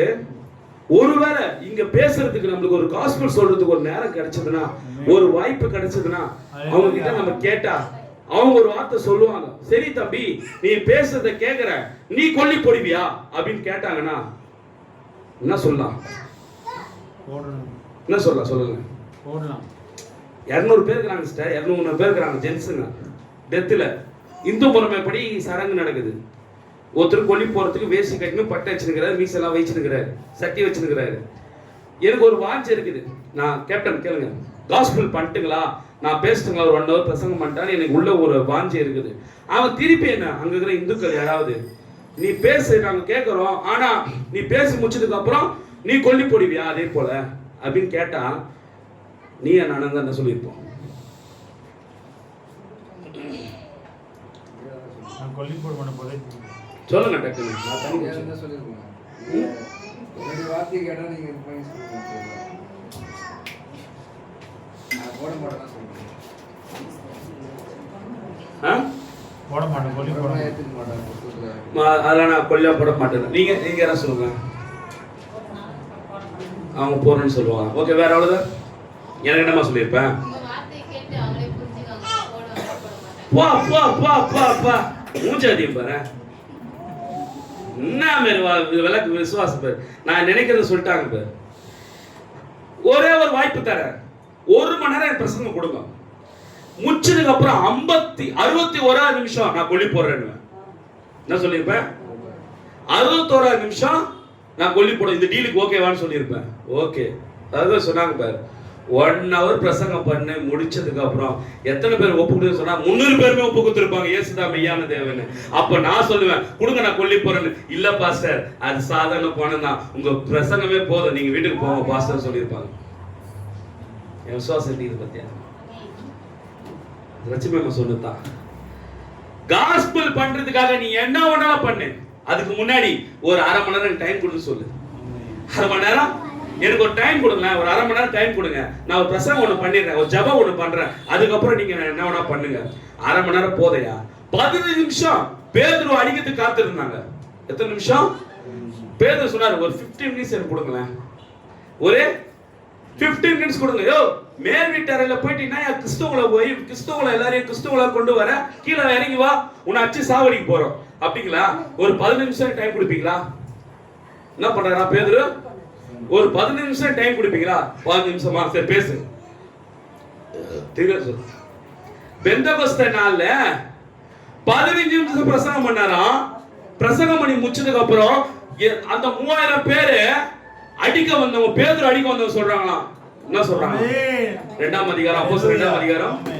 தங்கள் இருதயத்தில் குத்தப்பட்டவர்களாகி பேதுரு மற்றும் அப்போஸ்தலர்களை பார்த்து, சகோதரரே, நாங்கள் என்ன செய்ய வேண்டும்? நான் உன்னை அடிக்க வந்தப்பா பேதுரு, நான் உங்களை குற்றச்சாட்ட வந்தேன். நீ என்ன இப்படி 15 நிமிஷத்துல எங்களுக்கு பேசிட்டு எங்களுக்கு ஒரு மனமாற்றத்தை கொடுத்துட்டியே, நாங்க என்னப்பா செய்யணும் இப்போ சொல்லுப்பா. இதை அவர்கள் கேட்ட பொழுது இருதயத்திலே குத்தப்பட்டவர்களாக. எங்க குத்தப்பட்டுச்சா? அப்போ ஒரு மனிதன் தேவனுடைய பரிசுத்த ஆவியை பெற்றுக்கொண்ட மனிதனோட வார்த்தை தான் இருதயத்துல குத்தப்படும். நீ மணிக்கணக்கா போட்டு கர்த்தர் விசுவாசியுங்கள் வேஸ்ட். 15 நிமிஷம் பிரசங்கம் 3000 பேர் ரட்சிக்கப்பட வச்சு. கேப்டனுடைய ஃபங்க்ஷன்ல 300 பேர் உட்கார்ந்தாங்க. எத்தனை பேர் இயேசு கிறிஸ்து போல குழந்தை வேணும்னு சொன்னாங்க? 300 பேருமே கை தூக்குறாங்க. நீ கத்தி கூச்சல் போட்டு பண்ற பிரசங்கத்தினால நீ பேசுறது உண்மையாயிடாது. நீ கத்தி கூச்சல் போட்டு பேசுறதுனால அது பரிசுத்தாவின் உபதேசமா மாறிடாது. நீ பேசின பிறகு ஒருத்தர் வந்து 10 பேர்கிட்ட என்கிட்ட பேசினாங்க கேப்டன் ஃபங்க்ஷன் முடிச்சதுக்கு அப்புறம், பாஸ்டர் நான் ஏசப்பா புள்ளைய வளர்க்க போறேன். அன்றைக்கு பேதுரு 15 நிமிஷத்துல ஒரு பிரசங்கம் பண்ணி பல பேரை ரட்சிப்புக்குள்ள கொண்டு வர முடியும்னா இந்த சாதாரண மனோவால ஒரு ஆத்மா கொண்டு வரதுக்கு தேவனால முடியும். என்ன கொண்டு தேவன் செய்வார்? ஏன்னா பேதுரு பேசுனது அவங்க இருதயத்துல குத்தப்பட்டுச்சான். அப்ப இருதயத்துல குத்தப்படுற பேச்சு நீ பேசணும். அப்ப எப்படிப்பட்ட பேச்சு நீ பேசணும்? நீ குத்துனா ஐயோ அவன் பேசுறது இருதயத்துல பாரமாகுதுன்னுவான். இருதயத்துல பாரமாகுதுல குத்தப்படணும். குத்தப்படுதுன்னா தெரியுமா? உணர்த்தப்படுதல் அர்த்தம். இருதயத்தில் குத்தப்படுதல் என்பது கவனிங்க, இருதயத்தில் குத்தப்படுதல் என்பது உணர்த்தணுமா? இல்லைங்களா? 15 நிமிஷம் பிரசங்கம் பண்ணி முடிச்சதுக்கு அப்புறம் வந்து பேதுரு அடிப்பாங்கன்னு பார்த்தா, பேதுருவே நாங்கள் இருதயத்துல குத்தப்பட்டோம், உன் 15 நிமிஷம் பிரசங்கம் எனக்கு புரிஞ்சிச்சு. இயேசு கிறிஸ்து தான் தீர்க்கதரிசி என்கிற மேசியா தான் தீர்க்கதரிசி என்கிற இயேசுவாக இந்த பூமிக்கு காட்சியளித்தார். தேவன் தான் தீர்க்கதரிசி என்கிற இயேசுவாக வந்தார் என்பதை நாங்கள் புரிஞ்சுக்கணும்ப்பா. அவர் தான் கிறிஸ்துன்னு புரிஞ்சுக்கணும்ப்பா. இருதயத்தில் குத்தப்பட்டுச்சுப்பா, நாங்கள் என்னப்பா செய்யணும்னு கேட்டாங்க. Praise the lord. ஹல்லேலூயா. பாருங்கள், இயேசு அவர்களை நோக்கி தேவன் பேரில் விசுவாசமாய் இருங்கள். ஆமென். தேவன் பேர்ல விசுவாசம் எப்படி வரும்னா, நீ செய்யற காரியங்கள், பார்க்கிற பார்வைகள், கேட்கிற வார்த்தைகள் உன் இருதயத்துல போய் விசுவாசத்தை வளர்க்கணுமா. அப்படி இருதயத்துல போய் விசுவாசம் வளர்ந்துச்சுன்னு வச்சுக்க, நீ 10 பேர்கிட்ட போய் ஜெபம் கேட்கவே மாட்டேன். நீ 2 பேர்கிட்ட போய் எனக்காக ஜெபம் பண்ணி கேட்கவே மாட்டேன். பார்க்கிற வீட்டுலாம் போய் ஜெபம் பண்ணி கேட்கவே மாட்டேன். ஒருத்தர வாழ்க்கையை நம்பு. ஆமோஸ் பிரதர் மட்டும் போய் ஜெபம் பண்ணிக்கோ. ஸ்ரீதர் மட்டும் கிட்ட போ. ஸ்ரீதரோட பண்ணிட்டு என்கிட்ட வராது, தயவு செஞ்சு. அந்த ஜெபம் கேட்கவே படாது. ஸ்ரீதர்கிட்ட போயிட்டியா, சந்தோஷம். ஸ்ரீதர் பிரதர் எனக்காக ஜெபம் பண்ணு பிரதர். கேப்டன் கிட்ட போயிட்டியா, போ. கேப்டன் கிட்ட மட்டும் ஜெபம் பண்ணிட்டு அடுத்தது யாருக்கிட்ட போவாத. புரியுதுங்களா? Please understand. முதல்ல சகோதரனை நம்பு. அன்றைக்கு இயேசுவை நம்பினாங்க, சுகத்தை பெற்றாங்க. இந்த காலத்துல தீர்க்கதரிசி வில்லியம் மரியை நம்பி வந்தாங்க, சுகத்தை பெற்றாங்க. ஆனா இப்போ யாரை நம்பணும்? யாரை நம்பினா சுகம் உங்களுக்கு? மறுபடியும் சொல்றேன், நீங்க கவனிக்கல. அன்றைக்கு இயேசுவை நம்பி போனாங்க, சுகம் கிடைச்சது. பேதுருவை நம்பி நோக்கி பார்த்தா முடவன் நடந்தான். பவுலை நோக்கி பார்த்தா மரித்தவன் எழுந்தான். வில்லியம் மரியம் தீர்க்கதரிசியை நோக்கி ஜெபிக்க வந்தாங்க, சுகத்தை பெற்றுக் கொண்டாங்க. இன்னைக்கு யாருக்கிட்ட வந்தா சுகம் இருக்கும்? சொல்லுங்களேன். அன்றைக்கு இயேசு கிட்ட போனாங்க, சுகத்தை பெற்றுக் கொண்டாங்க. இயேசு முழுசா நம்பினாங்க, சுகம் பெற்றாங்க. பேதுரு முழுசா நம்பினாங்க, சுகம் பெற்றாங்க. பவுல முழுசா நம்பினாங்க, சுகம் பெற்றாங்க. வில்லியம் மரியம் முழுசா நம்பினாங்க. இன்னைக்கு நான் யாரை நம்பினேன்னு சுகம். அவ்வளவுதான். இதுக்கு மேல நான் என்ன பேசினா சரி, உங்ககிட்ட சொல்றப்பா. அன்னைக்கு இயேசுவை நம்பி வந்தாங்க, சுகத்தை பெற்றாங்க, முழுசா நம்பினாங்க. பேதுரு முழுசா நம்பி வந்தாங்க, சுகத்தை பெற்றாங்க. பவுல முழுசா நம்பி வந்தாங்க, சுகத்தை பெற்றாங்க. தீர்க்கதரிசி வில்லியம் மரியம் நம்பி வந்தாங்க, முழுசா பெற்றாங்க. இன்னைக்கு நான் யாரை நம்பி போனா முழுசா சுகத்தை பெறலாம்? அத சொல்லுப்பா. செய்தி சொல்றீங்க, டேப்பு சொல்றீங்க, புக்கு சொல்றீங்க, தேவனோட வார்த்தைன்றீங்க, ஒண்ணுமே புரியல. யாரை நம்பி வரணும் இப்ப நானு? சொல்லுங்க சகோதரி. என்ன நம்பி வா, நீ வந்து பாரு. அதான் நம்ம சபையோட தலைப்பு பேர் என்ன? வந்து பாரு. நான் இந்த சபைக்கு மனோபதர் எங்கிறீங்க, உங்ககிட்ட ஒரு விஷயம் பேசணும். என்னப்பா சொல்லுப்பா. எனக்கு உடம்பு சரியில்லை, ஜெபம் பண்ணுங்க. நான் அப்ப கேட்கிற வார்த்தை, நான் ஜெபம் பண்ணா உங்க நடக்க நம்புறியா? எப்படி கிஷிக்கு அப்படி பாக்குறா? இல்லடா ஆக்டிவேட் ஆடா. என்ன நம்புற சில 2-3 பேர்ல எங்க அம்மா கலைவாணி அம்மா ரொம்ப சந்தோஷம். பெத்த பிள்ளைய கூட நம்ப மாட்டாங்க. ஆனா எங்க வீட்டுல ஆமோஸ் நம்புவாங்க, ஸ்ரீதர் நம்புவாங்க எங்க அம்மா. ஆனா அவங்க வீட்டுல என்னதான் நம்புறாங்க. அதான் சொன்னாரு, சொந்த வீட்டிலே என்னப்பா இப்படி ஸ்தாபனத்துல வந்து வச்சுக்கிற. அவங்க வீட்டுலதான் அவங்களுக்கு அணை இருக்காருமா. ஆமாம்மா, ஸ்ரீதர் ஆமோஸ் வீட்டுல ஆமோஸ் அம்மா கூப்பிடவே மாட்டாங்க. மனவரா எங்க பாக்குறேன், கொஞ்சம் வந்து ஜெபம் பண்ணிட்டு போடுவாங்க. எங்க வீட்டுல ஸ்ரீதரை கூப்பிடுவாங்க, ஸ்ரீதரை கொஞ்சம் ஜெபம் பண்ணிட்டு போவாங்க. ஏன் எங்க மாமியாரு, தம்பி எங்கிறாப்புல வந்து ஜெபம் பண்ணிட்டு போவாங்க. பக்கத்துல இருக்கிற மனம் பாஸ்டர் மனோவா. தப்பு கிடையாதுங்க, அது உண்மையில தப்பு சொல்லல, அது உண்மையிலே இருக்கும். அது புரியுதுங்களா? அது உண்மைதான். அது புரிஞ்சுங்க. அப்போ இன்றைக்கு யாருக்கிட்ட நம்பி போனா சுகம் கிடைக்கும்? சொல்லுங்க. அதுதான் சொல்லுங்க. எதிர்பார்க்கிற நீங்க யோசிக்கிறீங்க. என்ன நம்பி வந்து என்கிட்ட ஜெபம் என்ன குத்தினா உனக்கு நடக்கும்னு சொல்லு. நீ உனக்கே சந்தேகம் இல்லை முதல்ல. ஏன்னா உன்னுடைய விசுவாசம் மூளையில இருக்கிறதுனால உன் காரியம் உனக்கே திருப்தி இல்லை. உன் விசுவாசம் எங்க இருக்குது? உன் சிந்தையில இருக்குது, உன் மனசுல இருக்குது. உன் மனசு இடம் கொடுக்க மாட்டேது. ஆண்டவர் சொன்னாரு, மனசாட்சி என்ன குற்றவாளின்னு என் மனசே சொல்லுது.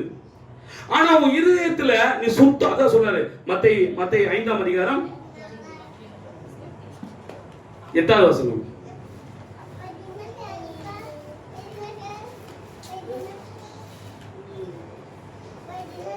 இருதயத்தில் சுத்தமுள்ளவர்கள் பாக்கியவான்கள், அவர்கள் தேவனை தரிசிப்பார்கள். எப்படிங்க அது? எப்படி? எதுல சுத்தம் இருக்கணுமா? எங்க சுத்தம் இருக்கணும்? சுத்தமுள்ள இடத்துல யாரு இருப்பா?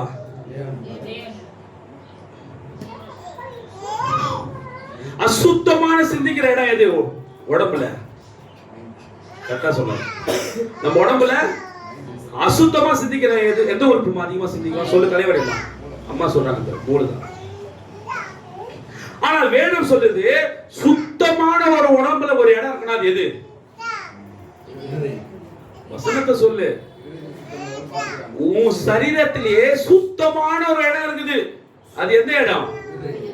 அதுதான் தீர சொல்றாரு, இருதயம் என்பது அது சோல் அப்படின்றது. இருதயம் என்பது ஆத்துமா.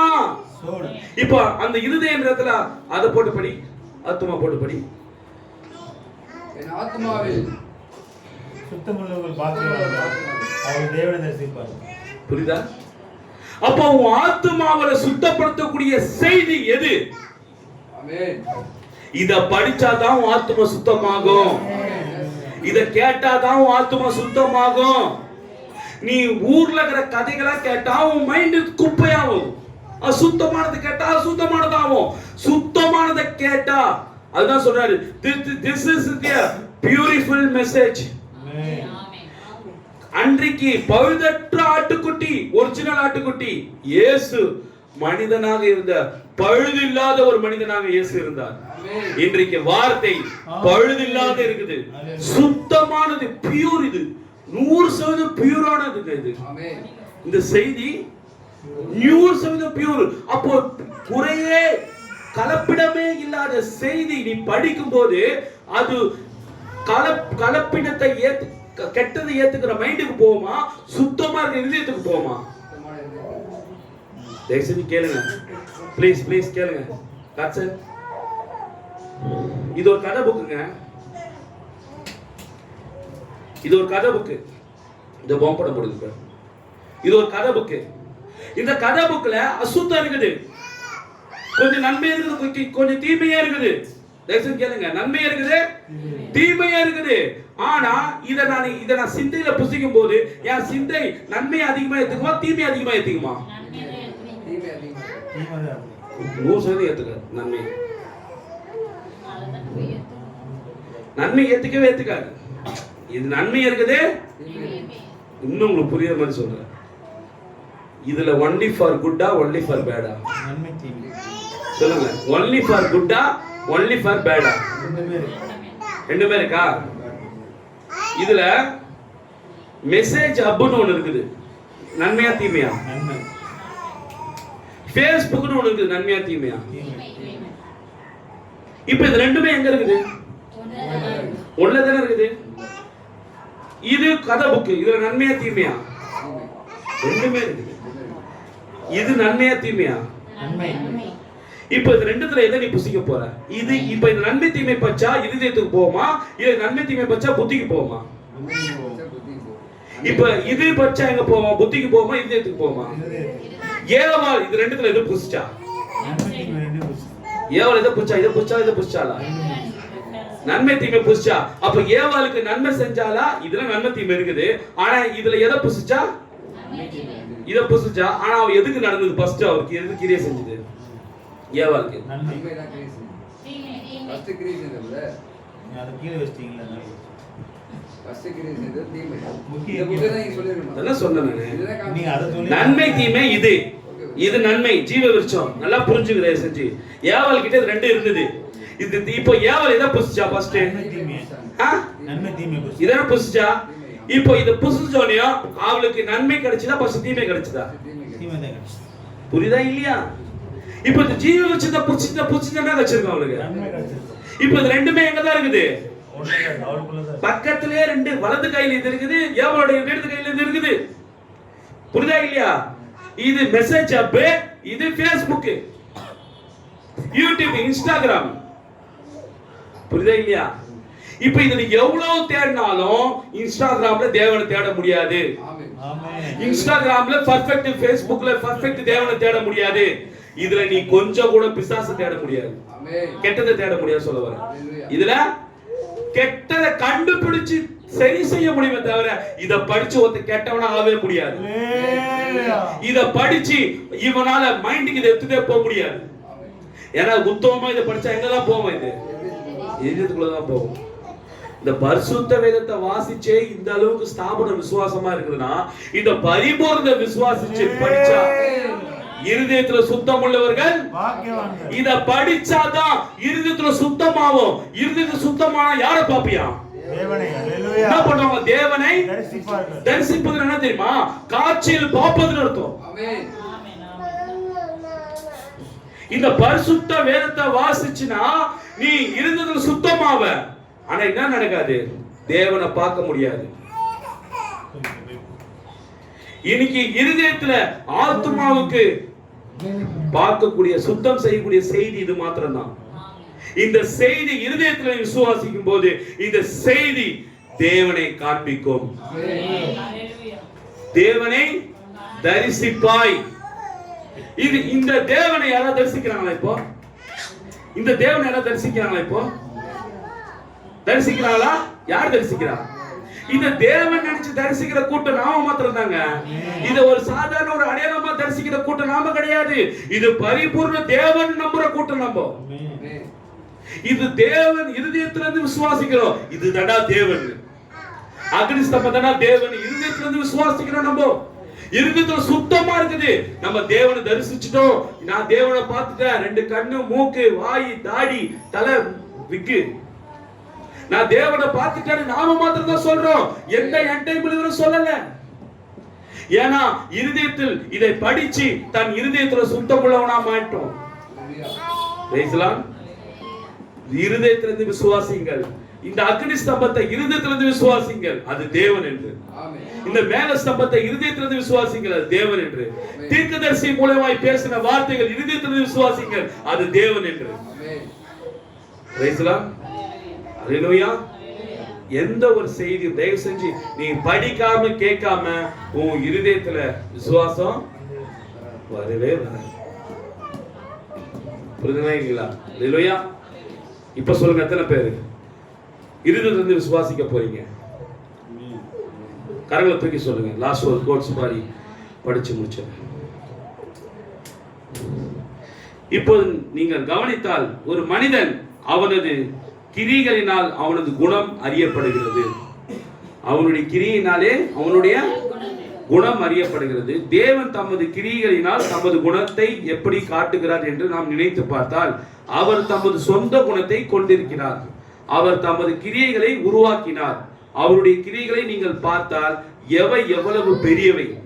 உங்களுடைய கிரியை நீங்கள் பார்த்தால் நீங்கள் எப்படிப்பட்டவர்கள் என்பதை நாம் அறிந்து கொள்ளலாம்.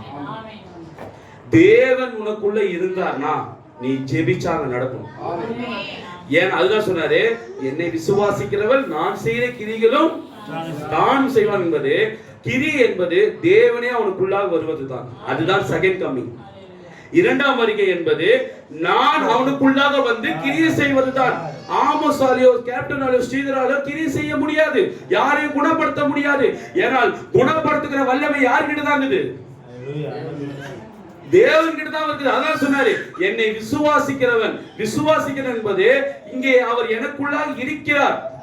இரண்டாம் வருகையிலே விதிய மரிய பிரணாமுக்குள்ள இருக்கிறார், வந்திருக்கிறார் அப்படின்னு விசுவாசா மாத்திரம் தான் அந்த கிரியை நீ செய்ய முடியும். இல்லையா? அல்லேலூயா. ஏன் நம்மளால கிரியை செய்ய முடியலன்னா முதலாவது தேவன் எங்க இருக்கிறார் என்பதை விசுவாசம் நமக்கு இல்ல. தீர்க்கதரிசிக்குள்ள முதல்ல வந்தார்னு விசுவாசி, அப்புறம் உனக்குள்ள வந்தார்னு ஏத்துக்கோ. ஃபர்ஸ்ட் அவர்கிட்ட தான் வந்தாரு, ரெண்டாவது தான் நம்ம கிட்ட. அவர்கிட்ட வந்தவரை ஏத்துக்கினா மாத்திரம் தான் அவர் உனக்குள்ள வருவாரு. நீ எத்தோடனே எனக்குள்ள இருக்காருன்னு சொல்லாத. ஃபர்ஸ்ட் இரண்டாம் வருகையிலே வில்லியம் மரி பிரணாமுக்குள்ள வந்தார். அவர் வந்தவரை இரண்டாம் வருகையில அவருக்குள்ள வந்திருக்கிறார் இருதயத்துல விசுவாசாதான் அவர் உனக்குள்ள வருவார். ஆனா இன்னைக்கு எல்லாரும் என்ன சொல்றாங்க, தேவன் எனக்குள்ள இருக்காரு பதில் இல்ல. ஃபர்ஸ்ட் அவருக்குள்ள வந்ததை நீ நம்பணும். ஃபர்ஸ்ட் இரண்டாம் வருகையிலே ஃபர்ஸ்ட் எங்க வந்தாரு?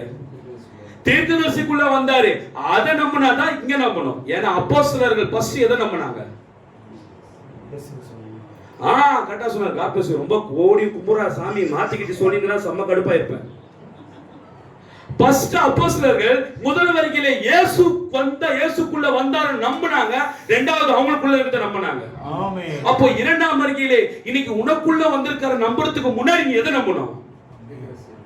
சொல்லுப்பா. தீர்க்கதரிசிக்குள்ளாய் தேவன் வந்தார். தீர்க்கதரிசிக்குள்ளாக இரண்டாம் வருகையில வந்தார். நம்பினா தான் உனக்குள்ள இரண்டாம் வருகையில வருவார். நம்ப முடியும். ஹalleluya. ஏங்க, முதல் வருகையில பெந்தகோஸ்தே நாள பரிசுத்த ஆவியா வந்திருக்கிறார்ன்றதுக்கு முன்னாடி யாருக்குள்ள பரிசுத்த ஆவி இருந்தார் நம்பினாங்க? இயேசு கிறிஸ்துக்குள்ள. முதலாம் வருகையில இயேசுக்குள்ள இருந்தது நம்பினதுனால தான் இவங்களுக்குள்ள வந்திருக்காரு நம்பினாங்க. அப்ப இரண்டாம் வருகையிலே உனக்குள்ள வந்திருக்காரு நம்புறதுக்கு முன்னாடி நீ யாரை நம்பணும்? ஃபர்ஸ்ட் தீர்க்கதரிசியை நம்பணும். தீர்க்கதரிசிக்குள்ளாக தான் இரண்டாம் வருகை இயேசு வந்தாரு. அத வந்தார் நம்பினாதான் அந்த வந்தவரை நீ நம்பணும். அவர் வந்தாரு, கிரியை செஞ்சாரு, அவருக்குள்ள இருந்தது. அப்போ இன்னைக்கு நம்மளால கிரியை செய்ய முடியலன்னா என்ன காரணம்? இல்ல சகோதரா, இல்ல கரெக்டா சொல்லுங்க யாராவது. அவருக்குள்ள வந்தாருன்றது அவர் நம்பினாரு, கிரியை செஞ்சாரு, சுகம் அடைஞ்சது. உனக்குள்ள இன்னைக்கு நடக்கலன்னா அப்ப என்ன காரணம்? அதேதான். என்கிட்டமே இன்னைக்கு எவனை நம்பல இன்னைக்கு? எதை நம்பல? அவருக்குள்ளாய் தேவன். வில்லியமரின் முன்னாமுக்குள்ள இயேசு தான் வந்தாரு. பரிசுத்த ஆவி வழி நடத்துதல் அவருக்குள்ள தோத்து போயிட்டாங்க. என் டைம் இன்னைக்கு என் டைம்ல தீர சொன்னாரு.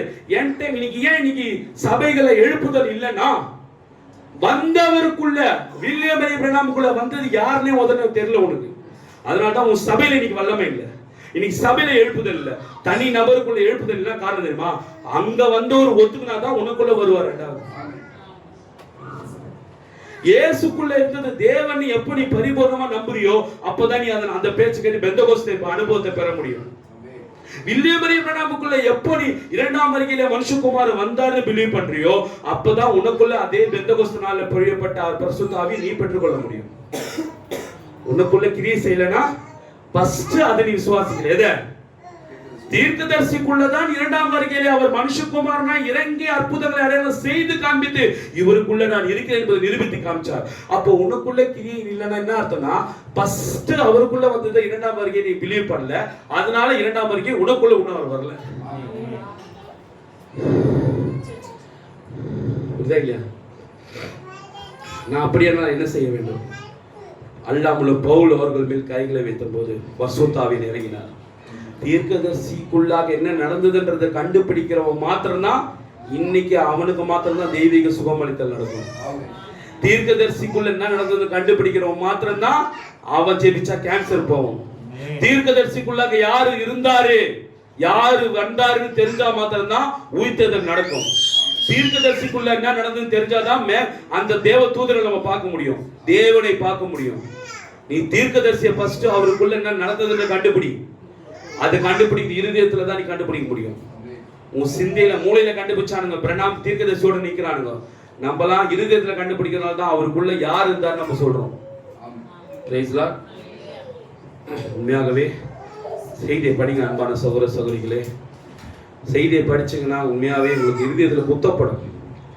நம்ம பேசுறது வில்லியமரி பிரணாமா தேவனா நீங்களே புரிஞ்சுப்பீங்க. செய்தியை படிக்கும்போது அது பேசுறது சாதாரண தீர்க்கதரிசி இருக்கிற வில்லியமரி பிரணாமா இல்ல தீர்க்கதரிசிக்குள்ள இருந்த மனுஷகுமார் நாங்க இயேசு கிறிஸ்துவான்னு நீங்க என்ன பண்ணுவீங்க? அடையாளம் கண்டுபிடிப்பீங்க. கர்த்தர் தாமே உங்களை ஆசீர்வதிப்பாராக. நாம் எழுந்து நிற்கலாம் பிரியமானவர்களே.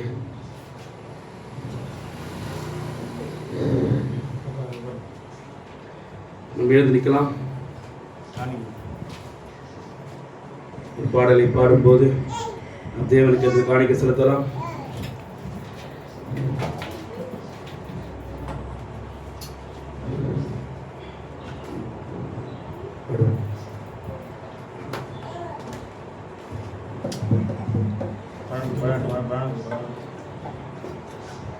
வழி தீரக்கும் அதிசயம் நடந்திடுமே,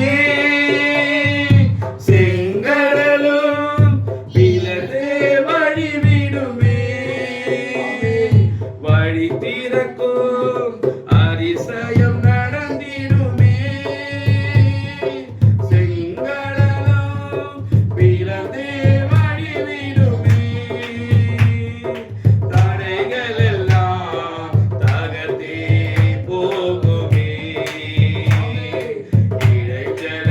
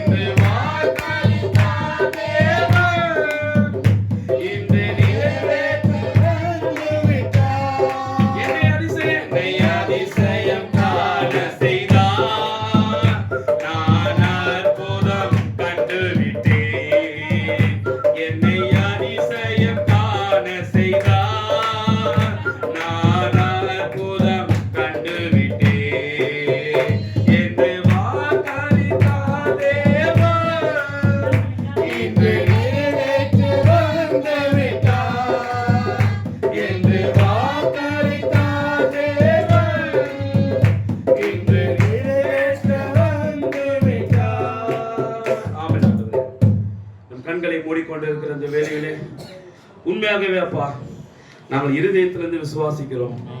வேதம் சொல்லுகிறது தேவனை தரிசிக்கக்கூடிய ஒரே வழி எது என்றால் இருதயத்தில் சுத்தம் உள்ளவர்கள் பாக்கியவான்கள், அவர்கள் மாத்திரம் தான் தேவனை தரிசிப்பார்கள். இருதயத்தில் சுத்தம் உள்ளவர்கள் இன்றைக்கு சொற்ப ஜனங்கள் ஆண்டவரே. இருதயத்தில் மாம்சத்தில் சமாரிய ஸ்ரீ சுத்தம் இல்லாதவளா இருந்தால், ஆனால் இருதயத்தில் சுத்தம் உள்ளவராக இருந்தால், ஏனென்றால் அவள் மேசியாவை ஒரு நாள் சந்திப்பேன் என்ற நிச்சயத்தோடு, அந்த இருதயத்தில் அவள் மேசியாவை நான் காண்பேன் என்ற நிச்சயத்தில் இருந்தாள். அதனால் அவள் இருதயத்தில் சுத்தம் உள்ளவராக இருந்ததனால் மேசியா அவளிடத்தில் வந்தார், பேசினார். பேசின உடனே தான் யார் என்பதை கண்டு கொண்டார். முதலாவது பேசும்போது தீர்க்கதரிசி என்று காண்பித்தார், இரண்டாவது பேசும்போது ஒரு மேசியா என்று காண்பித்தார். ஆனால் இன்றைக்கு அநேக கடைசி கால செய்தியில் உள்ள விசுவாசிகளும் சரி மேய்ப்பர்களும் சரி பேசும்போது அது தீர்க்கதரிசி என்று சொல்கிறார்கள் தவிர அதை மீண்டும் அது மேசியா என்று யாரும் சொல்லவே இல்லை. அதை சொல்லுகிற சிறு கூட்டத்தை தேவன் அது பேசுவது வெறும் தீர்க்கதரிசி மாத்திரமல்ல, தீர்க்கதரிசி காட்டிலும் மேலான மேசியா என்பதை நாங்கள் இன்று புரிந்து கொண்டோம் அப்பா. இந்த செய்தி அது மேசியாவுடைய சத்தம். இந்த செய்தி இரண்டாம் வருகையில வந்திருக்கிற மனுஷகுமாரின் சத்தம் அப்பா. அதை விசுவாசித்து கேட்ட அருமையான சகோதர சகோதரிகளுக்காக நன்றி அப்பா. சிறுபிள்ளை முதல் பெரியவர்களும் மட்டுமாய் இந்த வார்த்தையை கேட்டவர்களுக்காக நன்றி ஆண்டவரே. ஆண்டவரே, வயதான தாயாரும் இந்த கூட்டத்துக்கு வந்தார்கள், வார்த்தையை கேட்டதுக்காக ஸ்தோத்திரம் அப்பா. ஆண்டவரே கர்த்தாவே, எங்களுக்கு ஐக்கியத்திலே எங்களுடைய வெளியேறப்பட்ட கேப்டனுடைய குடும்பம் கடந்து கொண்டது, அதற்காக நன்றி ஆண்டவரே. கலந்து கொண்ட ஒவ்வொரு சகோதர சகோதரியும் கர்த்தராகிய இயேசு கிறிஸ்து நாமத்தில் ஆசீர்வதியும் ஆண்டவரே. நாங்கள் கர்த்தா விடுதலையோடு ஆராதித்தோம். தேவனுடைய வார்த்தை மனசு ரம்மியமாக வார்த்தையை கேட்டோம் அப்பா. எங்கள் இருதயத்தில் நீ பேசுறதுக்காக நன்றி, எங்கள் ஆத்மாவில் நீ வந்ததுக்காக நன்றி அப்பா.